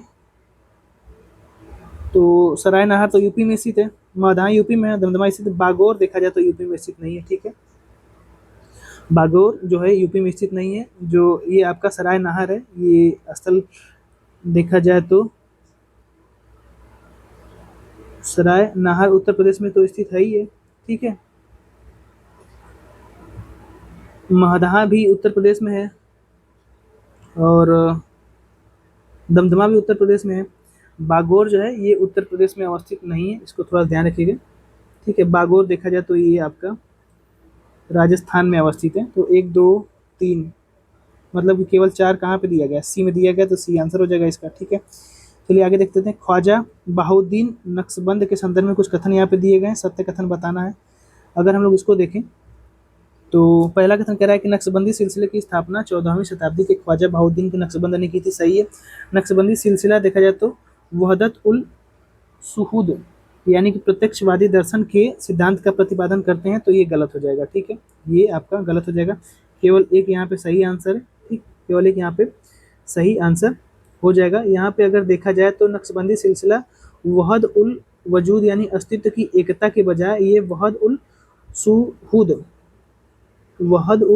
शुहूद को मानते थे। ठीक है, वहद उल शुदू को मानते थे, जिसके अनुसार ईश्वर की उपस्थिति प्रत्यक्ष रूप से अनुभव की जा सकती है, परंतु उनका जो अस्तित्व है वो स्वयं भौतिक जगत में विलीन नहीं होता है। ठीक है, इसको भी ध्यान रखेंगे। दूसरा वाला कथन गलत है, पहला वाला सही है। इसको थोड़ा सा आप लोग रख लीजिएगा। अगला जो प्रश्न उसको देख लीजिए। यहाँ पे कह रहा है कि जैन धर्म के तीर्थंकरों का सही कालानुक्रम व्यवस्थित कीजिए। ठीक, यहाँ पे हम लोग देख लेते हैं जैन धर्म के जो तीर्थंकर हुए हैं वो आपका कौन कौन सबसे पहले हुए। तो देखिए यहाँ पे देखा जाए तो ऋषभनाथ प्रथम मतलब पहले पे आ जाएंगे। ठीक है, ये एक हो जाएगा। ठीक, यहाँ पे अगर हम लोग थोड़ा सा देखें तो इनमें सबसे पहले यही हो जाएंगे। एक नंबर ऋषभनाथ। ठीक है, और दूसरे पे आपका शांतिनाथ हो जाएंगे। दूसरे पे शांतिनाथ, तीसरे पे आपका पार्श्वनाथ। ठीक है, महावीर स्वामी आखिरी में आ जाएंगे। ठीक, ये चौथे पर आ जाएंगे। यहाँ पे मिला लीजिएगा, इनका जो सही आंसर है वो क्या आ जाएगा, तो 2 1 2 1 4 3, सी इसका सही आंसर हो जाएगा। ठीक है, सी इसका सही आंसर हो जाएगा। चलिए आगे बढ़ते हैं। अगला जो प्रश्न है, पुराणों के संदर्भ में कौन से कथन यहाँ पे सही है। पुराणों के बारे में 2 कथन यहाँ पे दिए गए हैं। पहला कथन कह रहा है कि पुराणों का संकलन किसी एक कालखंड में नहीं बल्कि चौथी और 5वीं शताब्दी के आसपास हुआ है, और बाद में कुछ पुराण 14वीं से 16वीं शताब्दी तक लिपिबद्ध किए गए थे। तो 14वीं 16वीं शताब्दी तक भी कुछ पुराणों में जो छोटे मोटे चीज़ें वो जोड़े गए थे, तो ये आपका क्या हो जाएगा, सही हो जाएगा। दूसरा कह रहा है कि पुराणों में गुप्त शासकों तक वंशावलियाँ मिलती हैं, जिससे यह अनुमान लगाया जा सकता है कि इसकी लिपिबद्धता उसी काल में पूर्ण हो गई और उसके बाद कोई नया पुराण नहीं लिखा गया। तो पहला जो ऑप्शन दिया गया वो तो इस हिसाब से गलत ही हो जाएगा, क्योंकि यहाँ पे देखा जाए तो गुप्त शासकों के अलावा इसमें कुछ ऐड नहीं किया गया, तो ये तो वैसे ही गलत हो जाएगा। केवल एक यहाँ पे सही आंसर हो जाएगा। ठीक है, तो सी इसका सही आंसर है। सी इसका सही आंसर है। अगला यहाँ पे जो प्रश्न है इसको देखिए थोड़ा सा। हाँ, यहाँ पे जो अगला प्रश्न कह रहा है कि भिकामा माफ कीजिए भिकाजी रुस्तम कामा के संदर्भ में कुछ कथन यहाँ पे दिए गए। सही कथन बताना होगा। ठीक, सही कथन पहला कथन कह रहा है कि 22 अगस्त 1907 को उन्होंने पेरिस में आयोजित अंतर्राष्ट्रीय सोशलिस्ट कांग्रेस में भारतीय स्वाधीनता का झंडा फहराया था। चलिए ठीक है, यहाँ पे देखा जाए तो 1907 में, हाँ ठीक है 1907 ये तो सही है, लेकिन यहाँ पे गलत क्या है, ये पेरिस में नहीं फहराया था इन्होंने, ये आपका जर्मनी में फहराया था। ठीक है, तो ऐसे भी क्वेश्चन गलत हो सकते हैं। पहला कथन तो गलत है, दूसरा आपका यहाँ पे सही हो जाएगा। भिकामा जी को भारतीय क्रांति की माँ बोला जाता है और उन्होंने यूरोप में अमेरिका के भारतीय स्वतंत्रता आंदोलन का संचालन भी किया था। दूसरा कथन सही है, पहला कथन गलत है, तो इसका जो सही आंसर है वो ए हो जाएगा। एका आंदोलन के बारे में यहाँ पे 4 कथन दिए गए, बताना है कौन सा कथन गलत है। ठीक है, एका आंदोलन के बारे में गलत कथन बताना है। तो आंदोलनकारियों ने सरकार को लगान देना पूरी तरह से बंद कर दिया था, तो ये कथन क्या हो जाएगा, आपका गलत हो जाएगा। ठीक है, यही कथन गलत है। बाकी एका आंदोलन का नेतृत्व तो पिछड़ी जाति मदारी पासे ने किया था। मुख्य केंद्र आपका हरदोई बाराबंकी बहराइच में था। ठीक है, अगला प्रश्न कह रहा है कि खिलाफत आंदोलन के संदर्भ में कुछ कथन यहाँ पे दिए गए। खिलाफत आंदोलन के संदर्भ में कुछ कथन यहाँ पे दिए गए। तो पहला कथन कह रहा है खिलाफत आंदोलन मुख्य रूप से मुसलमानों के द्वारा चलाया गया था और एक धार्मिक आंदोलन था, जिसका उद्देश्य तुर्की के खलीफा के पद की पुनः स्थापना के लिए ब्रिटिश सरकार पर दबाव बनाना था। चलिए पहला तो कथन यहाँ पे देखा जाए तो आपका सही हो जाएगा। ठीक है, पहला कथन आपका सही हो जाएगा, इसमें सही ही पूछ रहा था ना। हाँ ठीक है, पहला कथन आपका सही हो जाएगा। जो दूसरा कथन कह रहा है खिलाफत आंदोलन के मुख्य नेता में हाजी शरीयतुल्लाह भी शामिल थे, जिन्होंने इस आंदोलन का नेतृत्व किया था। तो दूसरा कथन यहाँ पे क्या हो जाएगा, आपका गलत हो जाएगा। ठीक है, दूसरा कथन गलत हो जाएगा। यहाँ पे देखा जाए तो जो आपका खिलाफत आंदोलन है ये 1919 में चला था, इसके बारे में तो सभी लोगों को पता होगा। ठीक है, और प्रमुख नेता मोहम्मद अली और शौकत अली थे, इसके बारे में भी आप लोग जानते होंगे। तो यहाँ पे दूसरा कथन गलत हो जाएगा, पहला सही है। तो इसमें सही पूछा था तो केवल एक डी में दे रखा है, तो डी इसका सही आंसर हो जाएगा। ठीक है, चलिए आगे बढ़ते हैं। अगर आपने कह रहा है कि पुर्तगाली लेखक फर्नो फर्नो नुनीज के संदर्भ में कुछ कथन यहाँ पे दिए गए हैं, सही कथन बताना है। दो कथन दिए गए, थोड़ा सा लंबा चौड़ा कथन है ना। देखिए फर्नो नुनीज यहाँ पे, ये आपका जो कथन है ना, पहला इसको हम लोग पढ़ लेते हैं। फर्नो नुनीज विजय के मतलब विजयनगर के शासक अच्युत देव राय के शासनकाल में भारत आए थे, और यहाँ पे देखा जाए तो कुछ समय तक उनके दरबार में भी रहा है। तो पहला कथन सही है। दूसरा कथन भी थोड़ा सा पढ़ लीजिएगा आप लोग, जो दूसरा कथन दिया गया है ये भी आपका सही है, थोड़ा सा लंबा कथन है ना, तो दूसरा कथन भी आप लोग पढ़ लीजिएगा। दोनों कथन यहाँ पे स्पष्ट रूप से सही है। चलिए, शेरशाह सूरी को अकबर का पुरोगामी क्यों माना जाता है, ये प्रश्न पूछा गया है। इसका कारण ये है कि उसने प्रशासनिक सुधार अकबर की तरह, मतलब अकबर से जब पहले देखा जाए तो बाबर, शेरशाह सूरी जो है बाबर को हरा के भगा देता है, तो ये यहाँ पे अपने शासन को जब स्थापना करता है ना, तो उसकी प्रशासनिक नीति काफ़ी मजबूत होती है, और उसी प्रकार की जो प्रशासनिक नीति है वो बाबर की भी होती है। ठीक है, तो इसीलिए अकबर का पुरोगामी जो है कि शेरशाह सूरी को माना जाता है। ठीक, इसको ध्यान रखेंगे, ये इंपॉर्टेंट है। बी इसका सही आंसर हो जाएगा। ठीक है, चलिए आगे बढ़ते हैं। अगला प्रश्न यहाँ पे कह रहा है कि औरंगजेब की दक्षिण नीति में बीजापुर और गोलकुंडा के विरुद्ध आक्रामक अभियान प्रमुख रूप से शामिल था। ठीक है, आक्रामक अभियान प्रमुख रूप से शामिल था यहाँ पे अगर देखा जाए तो। चलिए, पहला कथन तो आपका सही हो जाएगा। दूसरा कथन कह रहा है कि मुगल साम्राज्य के दक्षिण विस्तार में क्षेत्रीय शक्ति संतुलन और राजनीतिक अस्थिरता के नियंत्रित करने के लिए औरंगजेब ने बीजापुर और गोलकुंडा को अंततः मुगल साम्राज्य में मिला ही लिया था। इसको मिलाने के बाद लगभग इसके 22 सूबे हो गए थे औरंगजेब के समय। तो यहाँ पे दोनों ही कथन स्पष्ट रूप से सही है। देखा जाए तो इसका जो सही आंसर है वो आपका डी हो जाएगा। ठीक है, ये लगातार दक्षिण विजय करता रहा, और इसी के समय में साम्राज्य काफ़ी ज़्यादा जो मुगलों का फैल भी गया था, मतलब बहुत ज़्यादा इसकी संख्या भी हो गई थी, बहुत बड़ा क्षेत्र हो गया था मुगलों का। ठीक है, ये लगातार दक्षिण में ही विजय कर रहा था। चलिए आगे बढ़ते हैं। अगला जो प्रश्न है इसको देख लीजिए, यहाँ पे 70, यहाँ पे क्या करना है, हाँ तो पदाधिकारी और कार्य यहाँ पे दिया गया है, मिलान करना है। तो जो पेशवा होते हैं ये आपका क्या होता है, तो राजा का प्रधानमंत्री। अमात्य जो है ये क्या होता है, तो अमात्य देखा जाए तो वित्त और राजस्व से संबंधी कार्य करता है। सुमंत यहाँ पे अगर देखा जाए तो विदेश नीति से संबंधित है, और सर नौबत आपका सेना में भर्ती करवाता है। ये इसका सही आंसर हो जाएगा। ये तो आप लोग रट्टे ही होंगे। अल अल्बुकर्क के संदर्भ में कुछ कथन यहाँ पे दिए गए, और सही कथन बताना है अल्बुकर्क के बारे में। ठीक है, पहला कथन यहाँ पे कह रहा है कि, इसको देख लेते हैं। अल्बुकर्क भारत में पुर्तगाली शक्ति का वास्तविक संस्थापक माना जाता है, जिसने भारत में एक प्रादेशिक शक्ति के रूप में पुर्तगाली राज्य की स्थापना की थी। सही है। ठीक है, अल्बुकर्क के बाद अल्मीड़ा आएगा। ठीक है, और यहाँ पे दूसरा कथन कह रहा है कि उसने 1610 ईस्वी में बीजापुर के आदिल शाही सुल्तान से गोवा को जीत करके भारत में पुर्तगालियों के क्षेत्रीय शासन की नींव रखी थी। तो दूसरा कथन भी यहाँ पे देखा जाए तो सही हो जाएगा। अब कीजिए, इससे पहले अल्मीड़ा आता है ना। ठीक है, ठीक है, दोनों ही कथन यहाँ पे सही है। सही आंसर इसका बी हो जाना चाहिए। ठीक है, इसका जो सही आंसर है वो आपका बी हो जाएगा। चलिए आगे बढ़ते हैं। अगला प्रश्न यहाँ पे कह रहा है कि नीचे दी गई कंपनियों को उनकी स्थापना के कालानुक्रम में व्यवस्थित कीजिए। तो ये आपका लिवेंट कंपनी की स्थापना कब हुई थी, तो ये आपका 1592 में हुई थी। ईस्ट इंडिया कंपनी 1599 में हुई थी। ठीक है, तो स्थापना, कंपनी की स्थापना के बारे में बात हो रही है। ठीक है, 1599 मानी, या फिर 31 दिसंबर 1600 में ये हुई थी ना, 1600 में हुई थी। चलिए 31 दिसंबर 1600 को ये हुई थी। ठीक है, ठीक, और यहाँ पे देखा जाए तो न्यू इंडिया कंपनी जो है ये आपका 1698 में हुई थी, और यूनाइटेड ईस्ट इंडिया कंपनी, तो इसके बारे में आप लोग कमेंट करके बताइएगा। वैसे ही ये आपका देखा जाए तो 1708 में होती है, 1708 में होती है। इसको आप लोग मिला लेंगे, इसका जो सही आंसर आ जाएगा वो आपका एक आ जाएगा, 1 2 3 4। ठीक है, चलिए। विजयनगर शासक के कृष्णदेव राय की कराधान व्यवस्था में भूमि को विभाजित किया गया है। तो विजयनगर साम्राज्य को भूमि की किस प्रकार से देखा जाए तो भूमि को किस प्रकार से विभाजित किया गया है, काफ़ी अच्छा प्रश्न है ये। यहाँ पर अगर हम लोग देखें तो अस्क, सिंचित, वन और उद्यान, ये आपका भूमि का विभाजन का क्रम है। इसको प्लीज़ ध्यान रखिएगा, इसी प्रकार के प्रश्न आरओ में आते हैं।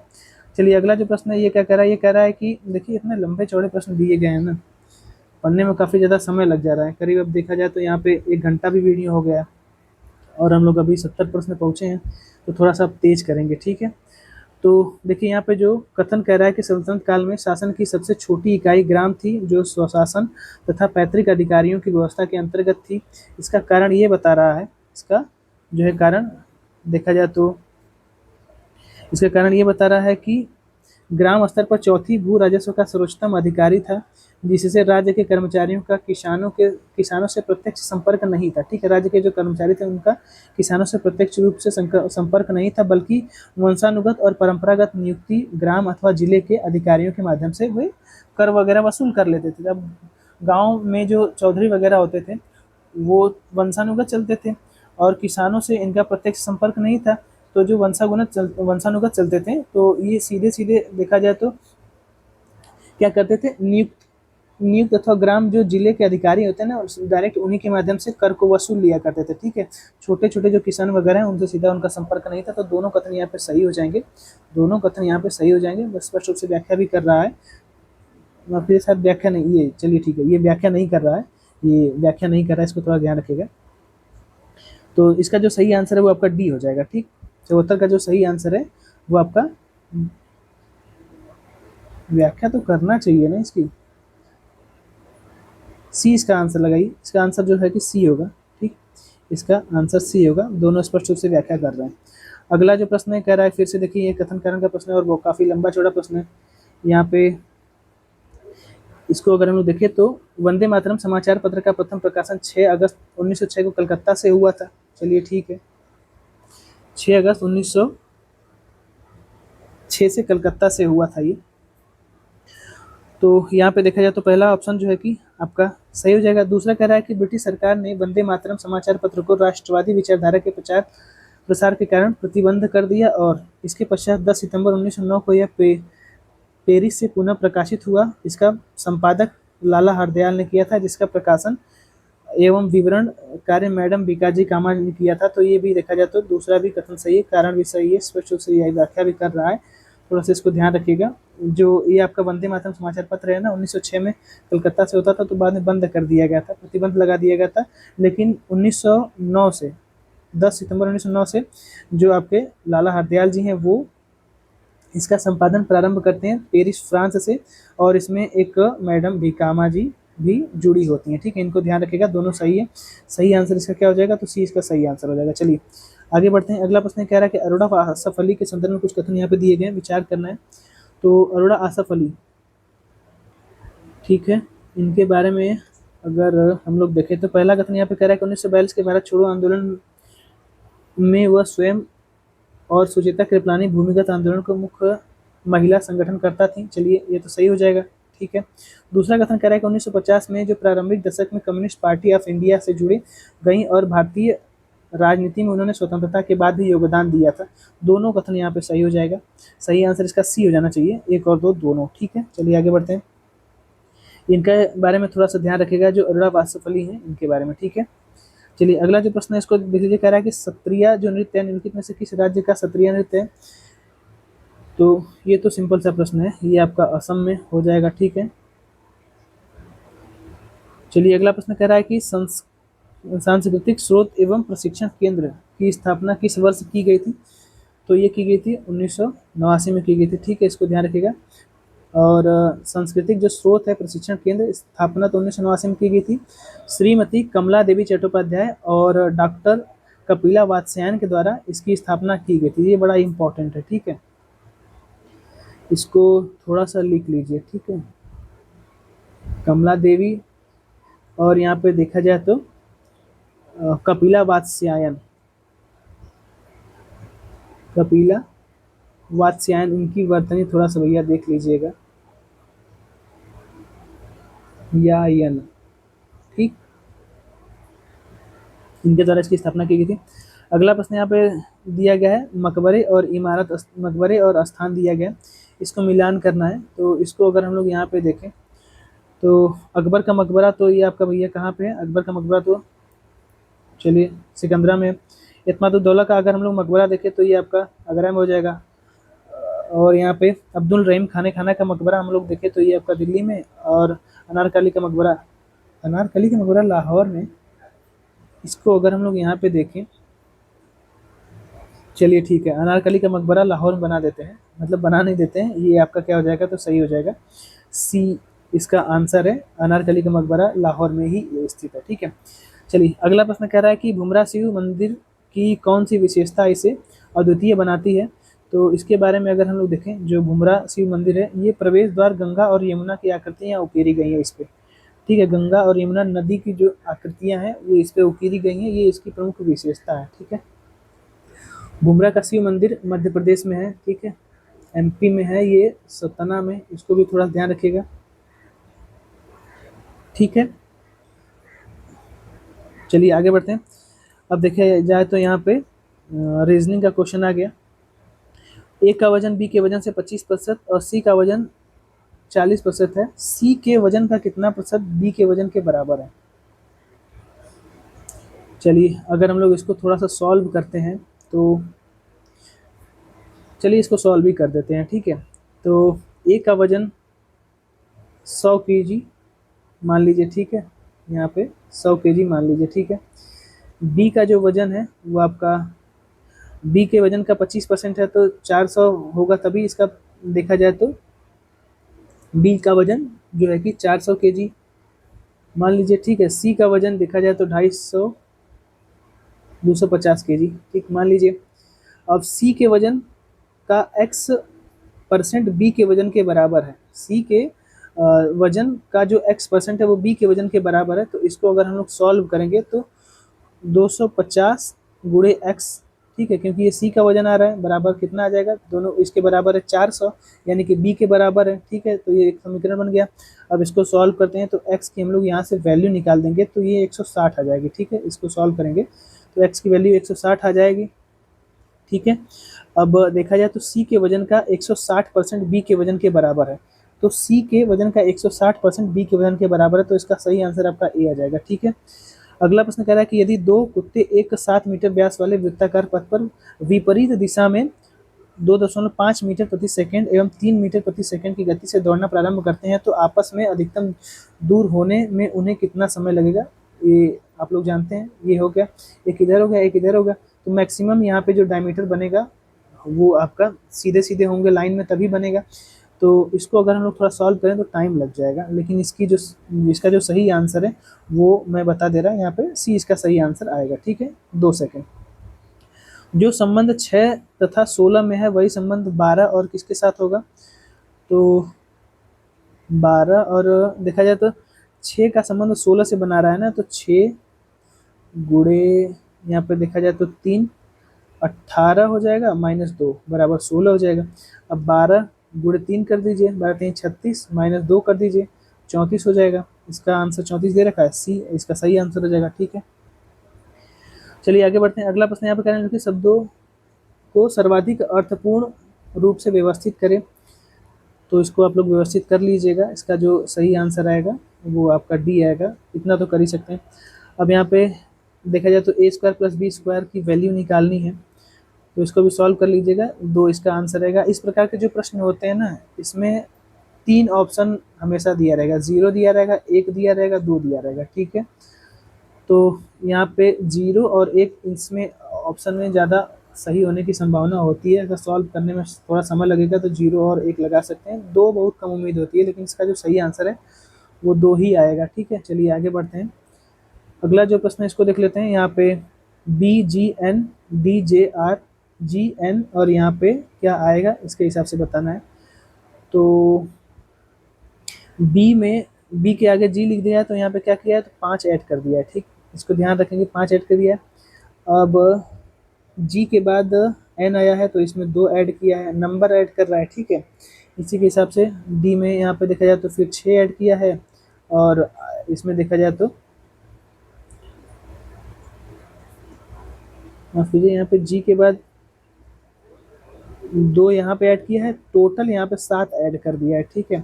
अब यहाँ पे देखा जाए तो 2 यहाँ पे ऐड करेगा, टोटल यहाँ पे कितना ऐड करेगा, तो 8 ऐड करेगा, क्योंकि 6 2 8 होता है, 5 2 7 होता है, ठीक है। अभी इसी प्रकार से इसको लिख लीजिए, ठीक। अब देखा जाए तो जी आपका 7 इसमें ऐड करेगा, 7 इसमें ऐड करेगा, प्लस 2 ये 9 हो जाएगा।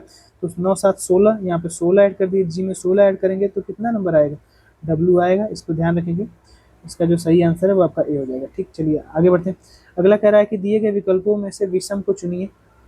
यहाँ पे अलग को चुनना है। अब यहाँ पे अगर थोड़ा सा देखा जाए तो एल और पी, एल और पी 28 बना दे रहा है, तो एल आपका 12, पी आपका 16, 12 16 कितना हो जाएगा, तो 28 हो जाएगा। चलिए हो गया। ठीक, अब सब हो जाएगा आराम से। अब यहाँ पे 7 प्लस 10 इसको जोड़ेंगे 17 हो जाएगा। ये 3 प्लस यहाँ पे देखा जाए तो 5, ये गलत हो जाएगा, 8 हो जाए, हाँ हो जाना चाहिए। 27 7 दिया तो ये तो गलत हो गया, सी इसका आंसर हो जाएगा। बाकी इसको कर लीजिएगा, ये 27 आ जाएगा। ए में 1 हो जाएगा, 26 एक 27 हो जाएगा। ठीक, तो ये गलत है। आगे यहाँ पे कह रहा है कुछ बिल्लियाँ कुत्ते हैं, कोई कुत्ता गाय नहीं है। इसको अगर सॉल्व करें तो देखिए यहाँ पे कोई गाय बिल्ली नहीं है, तो एक गाय, एक देखा जाए तो एक गाय हो गया, कुछ बिल्लियाँ कुत्ते हैं, कुछ बिल्लियाँ, तो ये आपका बिल्ली कुछ कुत्ते हो गए, और कुछ कुत्ते यहाँ पे देखा जाए तो बिल्ली है, तो ये ऐसे हो गया।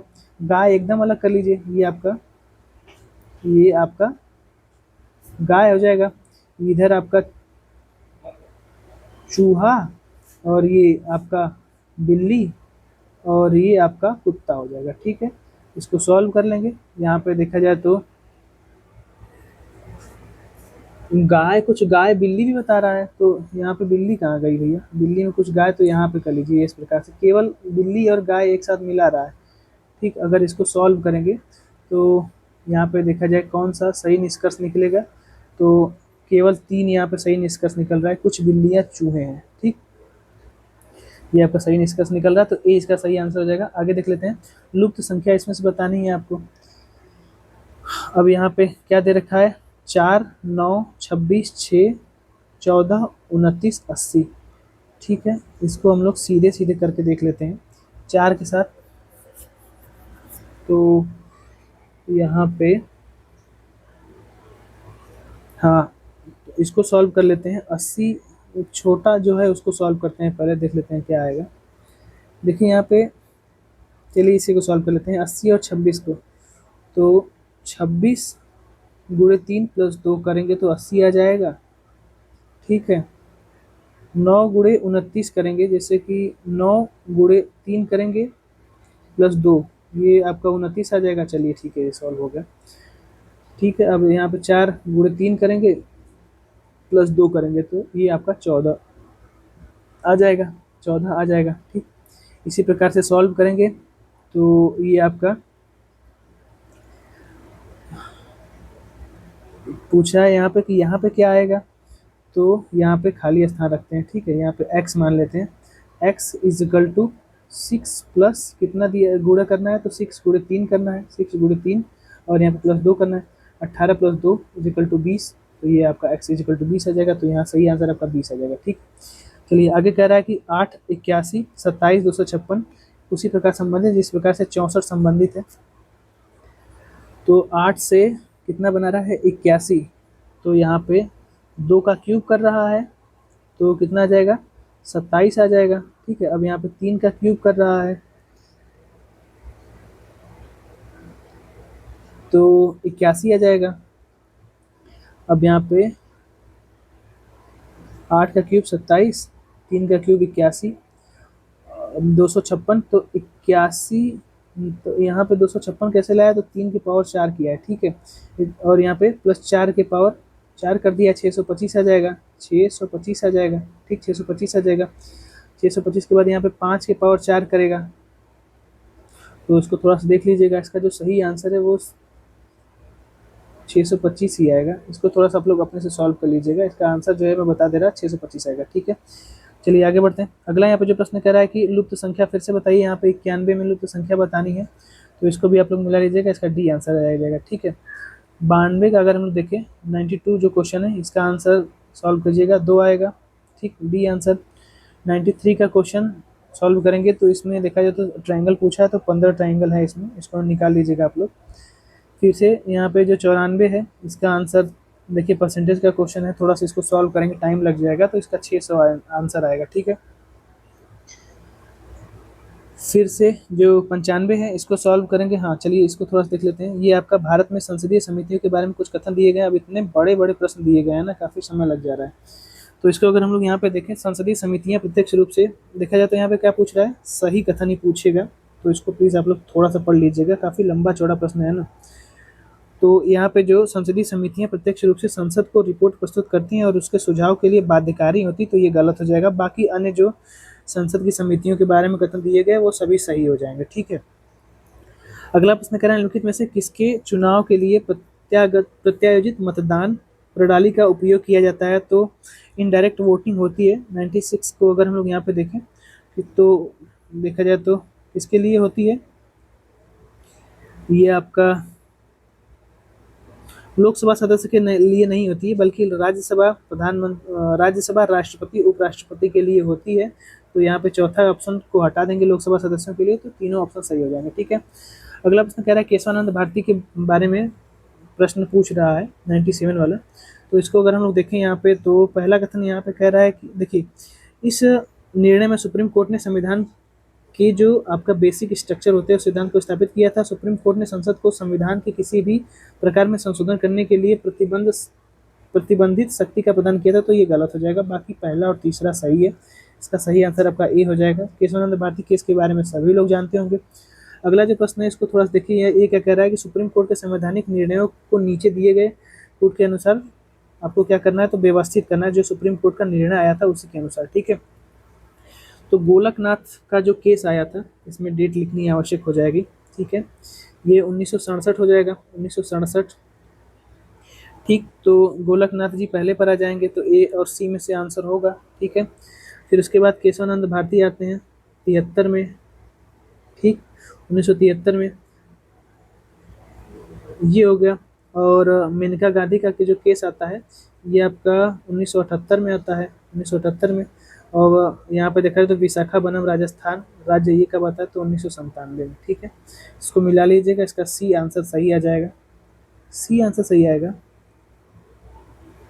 इसका यहाँ पे देखा जाए जो सही आंसर है वो ए होगा ना, ए होगा। चलिए ठीक, आगे बढ़ते हैं। अगला प्रश्न कह रहा है कि सुप्रीम कोर्ट के ऐतिहासिक निर्णय नीचे दिए गए हैं। अब यहाँ पे फिर से वही चीज अरेंज करना है।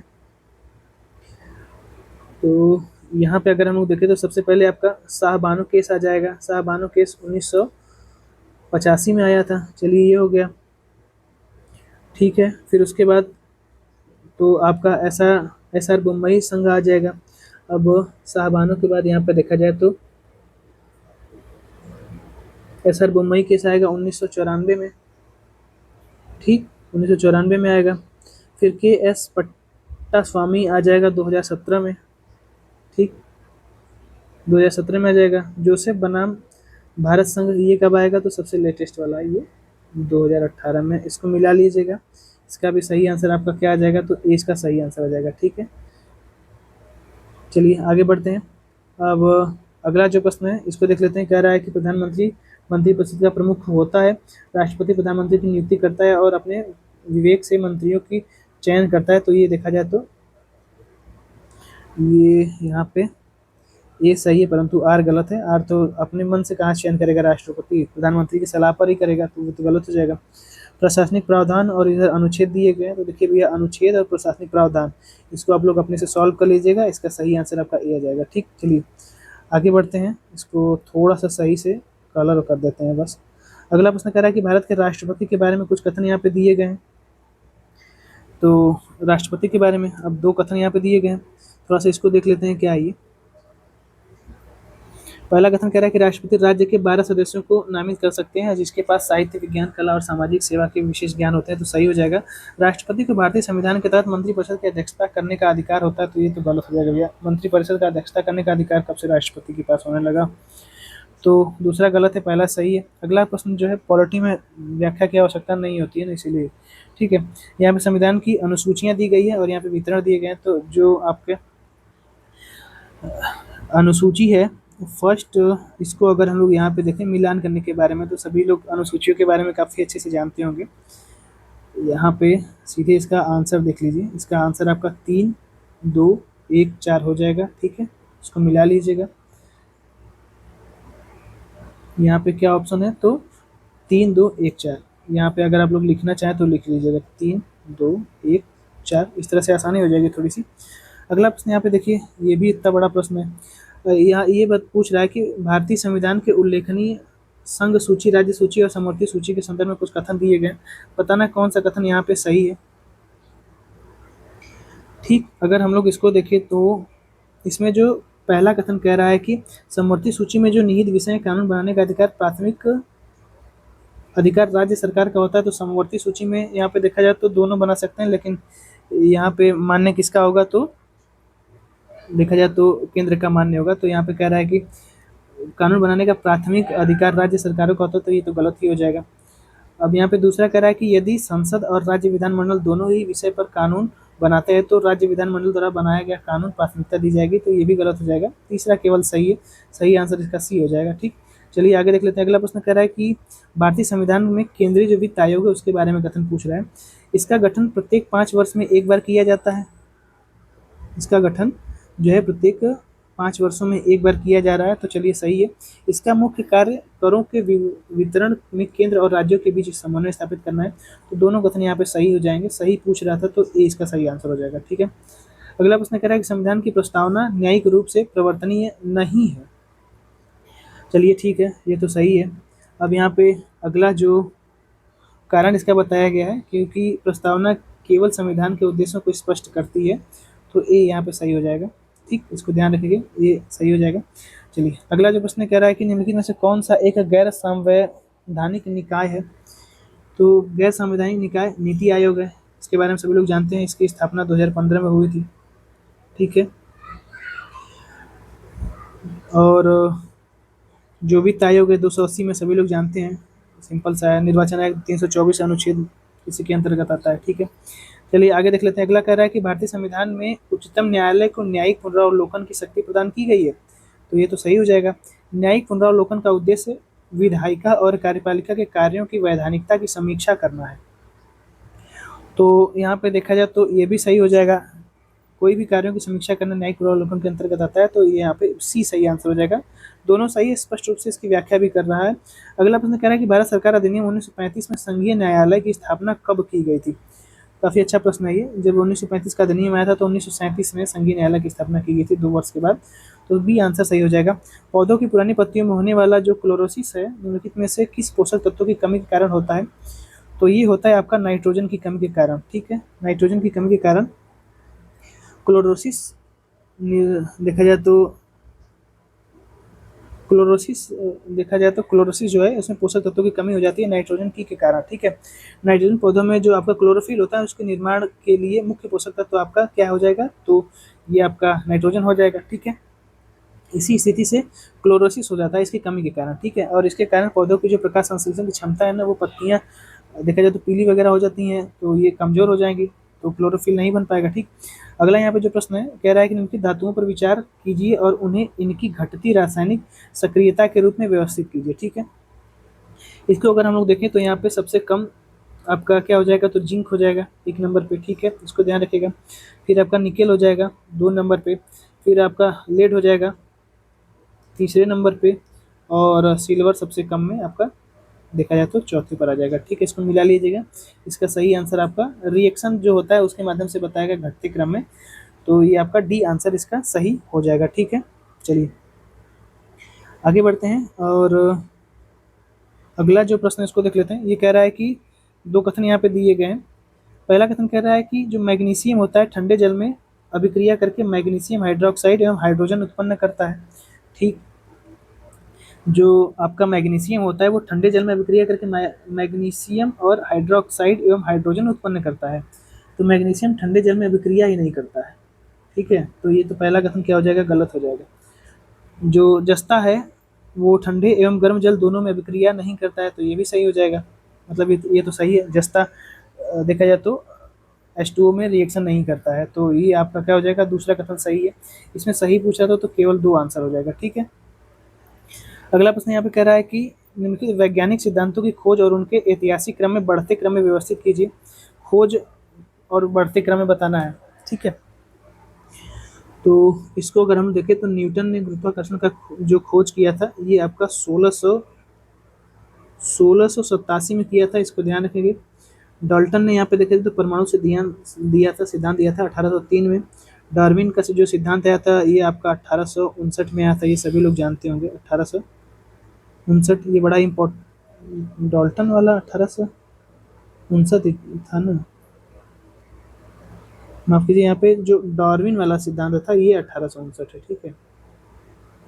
डार्विन वाला सिद्धांत 1859 है। और मेंडल का यहाँ पे देखा जाए तो आनुवांशिक जो सिद्धांत आया था ये 1865 में आया था, ठीक। इसको अरेंज कर लीजिएगा, इसका जो सही आंसर है वो आपका ए हो जाएगा, ठीक है।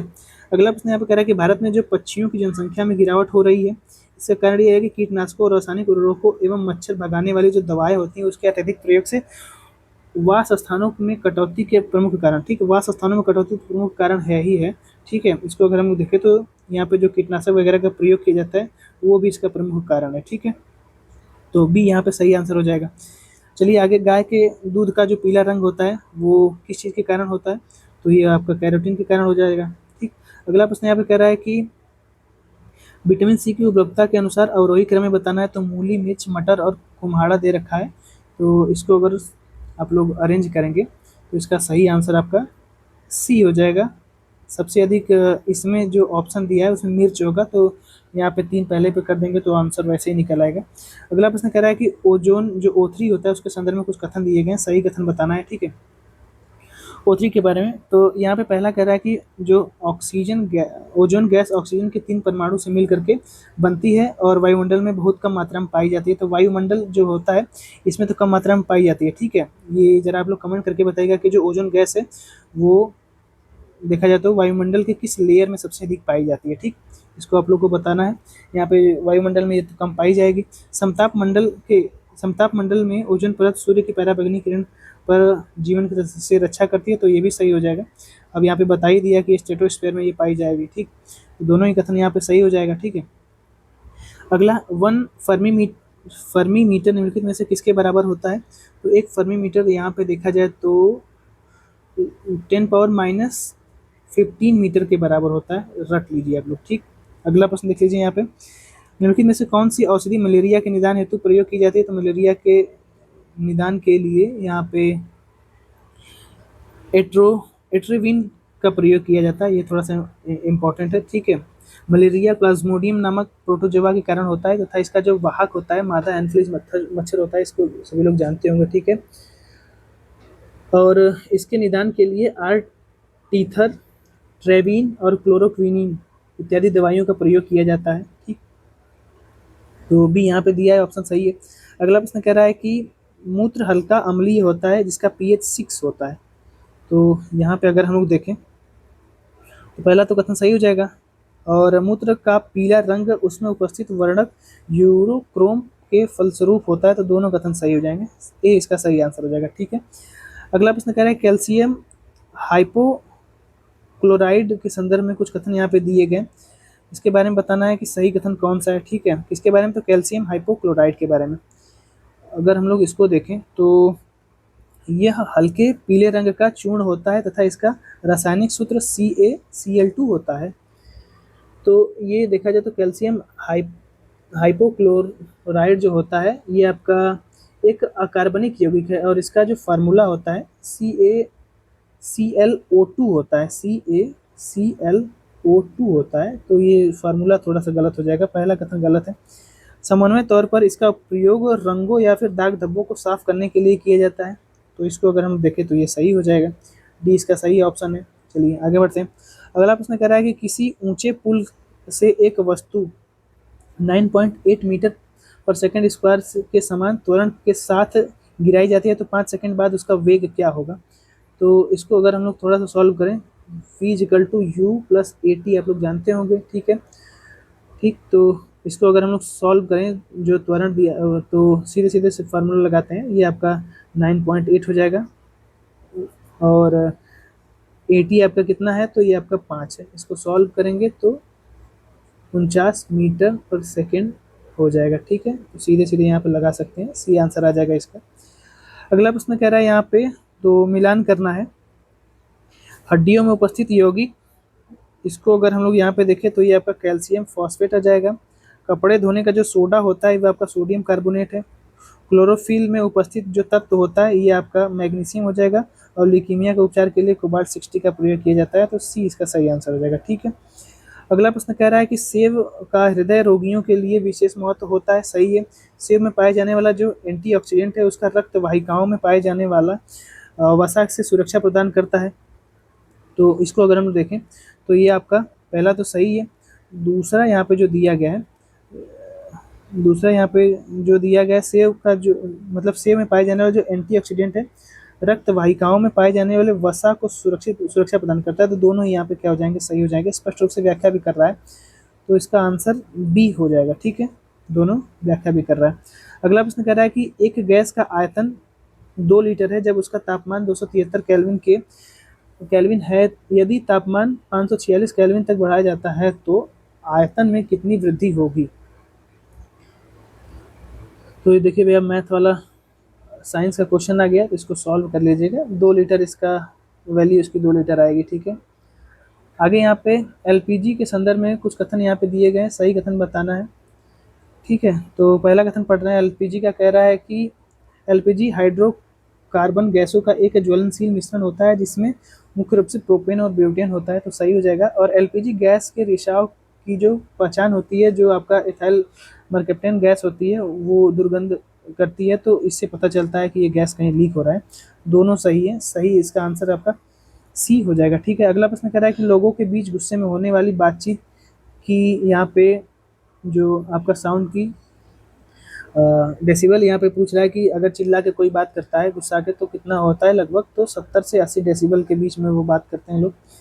अगला प्रश्न कह रहा है कि मेढक उभयचर वर्ग का जंतु है जो जल तथा स्थल दोनों में रहता है, और मेढक की त्वचा कठोर होती है जिससे वह जल और वायु से ऑक्सीजन का आदान प्रदान नहीं कर सकता, तो ये गलत हो जाएगा, ये सही हो जाएगा।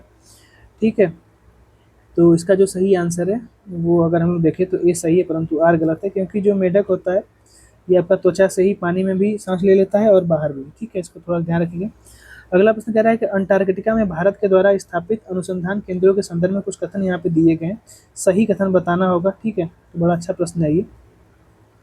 दक्षिणी गंगोत्री यहाँ पे इसकी स्थापना वर्ष 1883-84 बता रहा है, तो ये देखा जाए तो सही हो जाएगा। ठीक है, और भारतीय तृतीय अनुसंधान मैत्री जिसकी स्थापना 2012 में हुई थी, तो ये आपका भारतीय तीसरा संस्थान अनुसंधान केंद्र भारतीय है।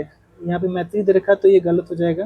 ठीक है, भारतीय है। ठीक, और भारतीय और भारत इसकी स्थापना 2012 में की गई थी, तो ये तो सही हो जाएगा। ठीक, स्थापना वर्ष सही है, लेकिन इसका जो सही आंसर है वो ए आ जाएगा। ठीक है, इसका आंसर सही आपका ए होगा। ठीक, चलिए अगला प्रश्न कह रहा है कि यदि 100 वाट का बल्ब प्रतिदिन 2 घंटे का प्रयोग किया जाता है तो 30 दिन में कितने यूनिट बिजली खर्च करेगा। चलिए इसको सॉल्व कर देते हैं, क्योंकि ऐसे क्वेश्चन आते हैं। तो यहाँ पे देखा जाए जो पावर दिया गया है वो आपका 100 वाट दिया गया है। ठीक है, इसको ध्यान रखेंगे, 100 वाट है ये। और देखा जाए तो 1 किलो वाट में 100 वाट होता है, तो इसको 0.1 मान सकते हैं। ठीक है, 0.1 जो वॉट है इसको मान लेते हैं। ठीक है, अब यहाँ पे प्रतिदिन का जो खपत है वो आपका 0.1 किलोवाट और 2 घंटे प्रतिदिन जलाया जाता है। 2 घंटे यहाँ से कर लीजिए। ठीक, 2 घंटे यहाँ से कर लीजिए। अब देखा जाए तो इसकी वैल्यू कितना आ जाएगी, 0.2 आ जाएगी। 0.2 किलोवाट प्रति घंटा आ जाएगी। ठीक है, इसको थोड़ा सा ध्यान रखिएगा, किलोवाट घंटा प्रति नहीं लगेगा, किलोवाट घंटा आ जाएगा। ठीक है, अब यहाँ पे 30 दिनों में खपत, तो यहाँ पे 30 दिन का कितना हो जाएगा, तो 0.2 इंटू 30, अब इसको मिला लीजिएगा, ये कितना यूनिट आ जाएगा, तो 6 यूनिट आ जाएगा। ठीक है, चलिए आगे बढ़ते हैं। इसका जो सही आंसर है आपका सी हो जाएगा, मतलब डी हो जाएगा, 6 यूनिट। अगला प्रश्न कह रहा है निम्नलिखित में से कौन सा कथन सही है। तो रामगंगा नदी का उद्गम दूधटोली से होता है और यह कार्बेट नेशनल पार्क से होकर के बहती है, तो इसको अगर हम देखें तो ये तो सही हो जाएगा। जिम कार्बेट जो आपका नेशनल पार्क है रामगंगा नदी के तट पर अवस्थित है। उद्गम टोली जो रामगंगा नदी है वो आपका उद्गम कहाँ से होता है, तो दूधटोली से होता है। ठीक है, शारदा नदी का उद्गम मिलान ग्लेशियर से होता है और ये उत्तराखंड के नेपाल सीमा बनाती है। तो दूसरा कथन तो भैया कैसे सही होगा, इसको अगर हम लोग देखें यहाँ पे तो पहला कथन सही है, दूसरा कथन गलत है। शारदा नदी के बारे में आप लोग जानते होंगे थोड़ा बहुत, तो ये कह रहा है यहाँ से निकलता है, तो ये तो गलत ही हो जाएगा। चलिए अगला जो प्रश्न कह रहा है कि मथुरा भारत की प्राचीन सप्त पुजारियों में से एक और इसे भगवान कृष्ण का जन्म स्थान माना गया है। ठीक, चलिए ये तो सही है। मथुरा को भारत सरकार की हृदय योजना के अंतर्गत विरासत शहर के रूप में विकसित करने के लिए चयनित किया गया है। बड़ा अच्छा प्रश्न था ये। दोनों ही यहाँ पे सही है, लेकिन जो यहाँ पे जन्म और हृदय योजना से कोई मतलब नहीं है इसका, तो दोनों सही है लेकिन स्पष्ट रूप से व्याख्या नहीं कर रहा है, इस बात को ध्यान रखिएगा। ठीक है, चलिए उत्तर प्रदेश की मातृभूमि योजना के बारे में दो कथन यहाँ पे दिए गए हैं, इसमें बताना है कि कौन सा सही है। पहला यहाँ पे हम लोग देख रहे हैं, कह रहा है कि इस योजना को शहरी एवं ग्रामीण दोनों क्षेत्रों में लागू किया गया है। योजना के तहत विकास में 60% धनराशि लोगों के द्वारा, 40% राज्य के द्वारा लगाई जाएगी। तो दोनों कथन यहाँ पे सही हो जाएंगे। ठीक है, सी ए इसका सही आंसर हो जाएगा। अगला प्रश्न कह रहा है कि उत्तर प्रदेश में इलेक्ट्रॉनिक सिटी की स्थापना लखनऊ में की गई है। ठीक है, चलिए ये तो ठीक हो जाएगा। अब यहाँ पे जो दूसरा कथन कह रहा है कि उत्तर प्रदेश में कृषि यंत्र निर्माण के प्रमुख केंद्र आगरा, अलीगढ़, मेरठ और कानपुर में स्थापित किए गए हैं। तो यहाँ पे अगर हम लोग देखें तो इसका सही आंसर क्या हो जाएगा, तो दूसरा केवल सही है। थोड़ा सा हम लोग इसका जो दूसरा कथन है उसके बारे में पढ़ लेते हैं, पहला कथन के बारे में पढ़ लेते हैं, क्योंकि इसका जो सही आंसर है वो बी बता रहा है, यानी कि केवल दो सही बता रहा है। पहला कथन यहाँ पे कह रहा है कि उत्तर प्रदेश में इलेक्ट्रॉनिक सिटी की स्थापना लखनऊ में की गई है। उत्तर प्रदेश में इलेक्ट्रॉनिक सिटी की स्थापना लखनऊ में न करके नोएडा में की गई है, ये इसीलिए पहला कथन गलत था। दूसरा कथन सही है। ठीक, चलिए आगे बढ़ते हैं। 135वां जो प्रश्न उसको देख लेते हैं। बुंदेलखंड क्षेत्रों में जो राय नृत्य है उसका किस अवसर पर किया जाता है। तो ये अवसर है आपका श्री कृष्ण जन्माष्टमी पर राय नृत्य किया जाता है बुंदेलखंड एरिया में, तो ये इम्पोर्टेंट है। महाकुंभ 2025 का आधिकारिक जो लोगो है उसके अंतर्गत क्या क्या चीज़ें दिखाई दी गई हैं। तो सर्वसिद्धि कुंभ, सर्वसिद्ध सिद्धप्रद कुंभ इसका लोगो है। ठीक, ये ध्यान रखिएगा। अगला प्रश्न यहाँ पे कह रहा है कि दो कथन यहाँ पे दिए गए हैं। पायरोफाइलाइट खनिज उत्तर प्रदेश के हमीरपुर, झांसी, ललितपुर एवं महोबा जिले में पाया गया है। पोटास लवण मुख्यतः उत्तर प्रदेश के मिर्जापुर और चुनार जिले में प्राप्त होता है। अगर हम लोग इसको देखें तो पहला कथन तो सही हो जाएगा। पोटास यहाँ पे मिर्जापुर और चुनार जिले में कहाँ से मिलेगा भैया, यहाँ पे देखा जाए तो बलुआ पत्थर प्राप्त होता है, पोटास नहीं। तो यहाँ पे देखा जाए तो सही पूछ रहा था, तो केवल एक यहाँ पे सही हो जाएगा। चलिए आगे बढ़ते हैं। अगला प्रश्न कह रहा है कि उत्तर प्रदेश की जलवायु के संदर्भ में कुछ कथन यहाँ पे दिए गए। उत्तर प्रदेश में ग्रीष्म ऋतु में मुख्यतः अप्रैल से जुलाई तक रहती है। अप्रैल से जुलाई तक यहाँ पे देखा जाए तो ग्रीष्म ऋतु रहती है। चलिए सही है, अभी गर्मी का मौसम चल ही रहा है और जुलाई में एग्जाम भी है। उत्तर प्रदेश के बुंदेलखंड क्षेत्रों में सर्वाधिक औसत तापमान पाया जाता है। तो इसको अगर हम लोग देखें तो सर्वाधिक तापमान तो बुंदेलखंड में होता है, सर्वाधिक तापमान उत्तर प्रदेश के बुंदेलखंड में होता है। ये तो चलिए मान लेते हैं, क्योंकि ये आपका देखा जाए तो बुंदेलखंड का जो एरिया है ये यहाँ पे सर्वाधिक ताप होता है। तो दूसरा कथन तो सही है। पहला कथन यहाँ पे ग्रीष्म ऋतु मुख्यतः अप्रैल से जुलाई तक, तो ये थोड़ा सा गलत हो जाएगा। जो ग्रीष्म ऋतु है ना वो मुख्य रूप से मार्च से जून तक होती है, अप्रैल से जुलाई तक नहीं होती है। ठीक है, तो ये थोड़ा सा गलत हो जाएगा। पहला कथन गलत है, दूसरा कथन सही है। इसका जो सही आंसर है वो आपका डी हो जाएगा। शायद मैंने पहला कथन आपका सही बता दिया था, तो उसको थोड़ा सा देख लीजिएगा।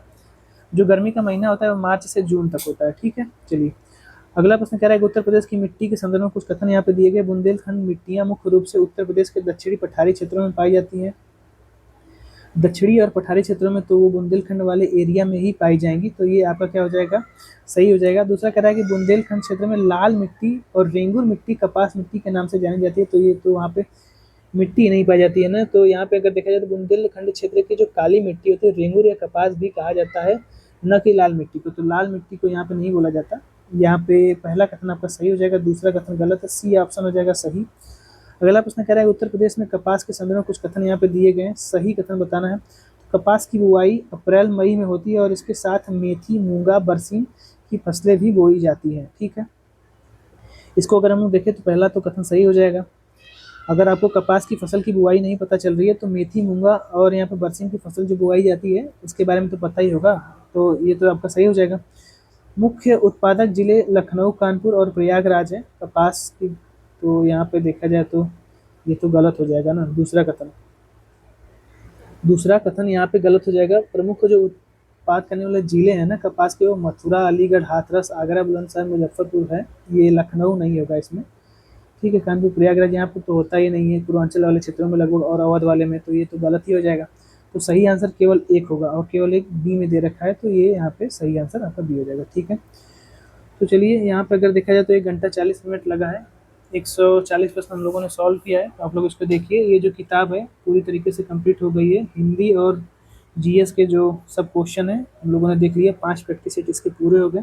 अगर आप लोग इसको देखना चाहते हैं तो प्लीज़ आराम से इसको देख लीजिएगा, और वीडियो अगर पसंद आए तो शेयर जरूर कर दीजिएगा। ठीक है, बाकी लगातार आप लोग चैनल से जुड़े भी होंगे तो और अन्य जो चीज़ें चल रही हैं उसको भी देखते रहिए। पेपर नज़दीक आ गया है तो अपना जो फ्लो है पढ़ने वाला उसको लगातार बना के रखिए। ठीक, चलिए मिलते हैं किसी और वीडियो में। धन्यवाद।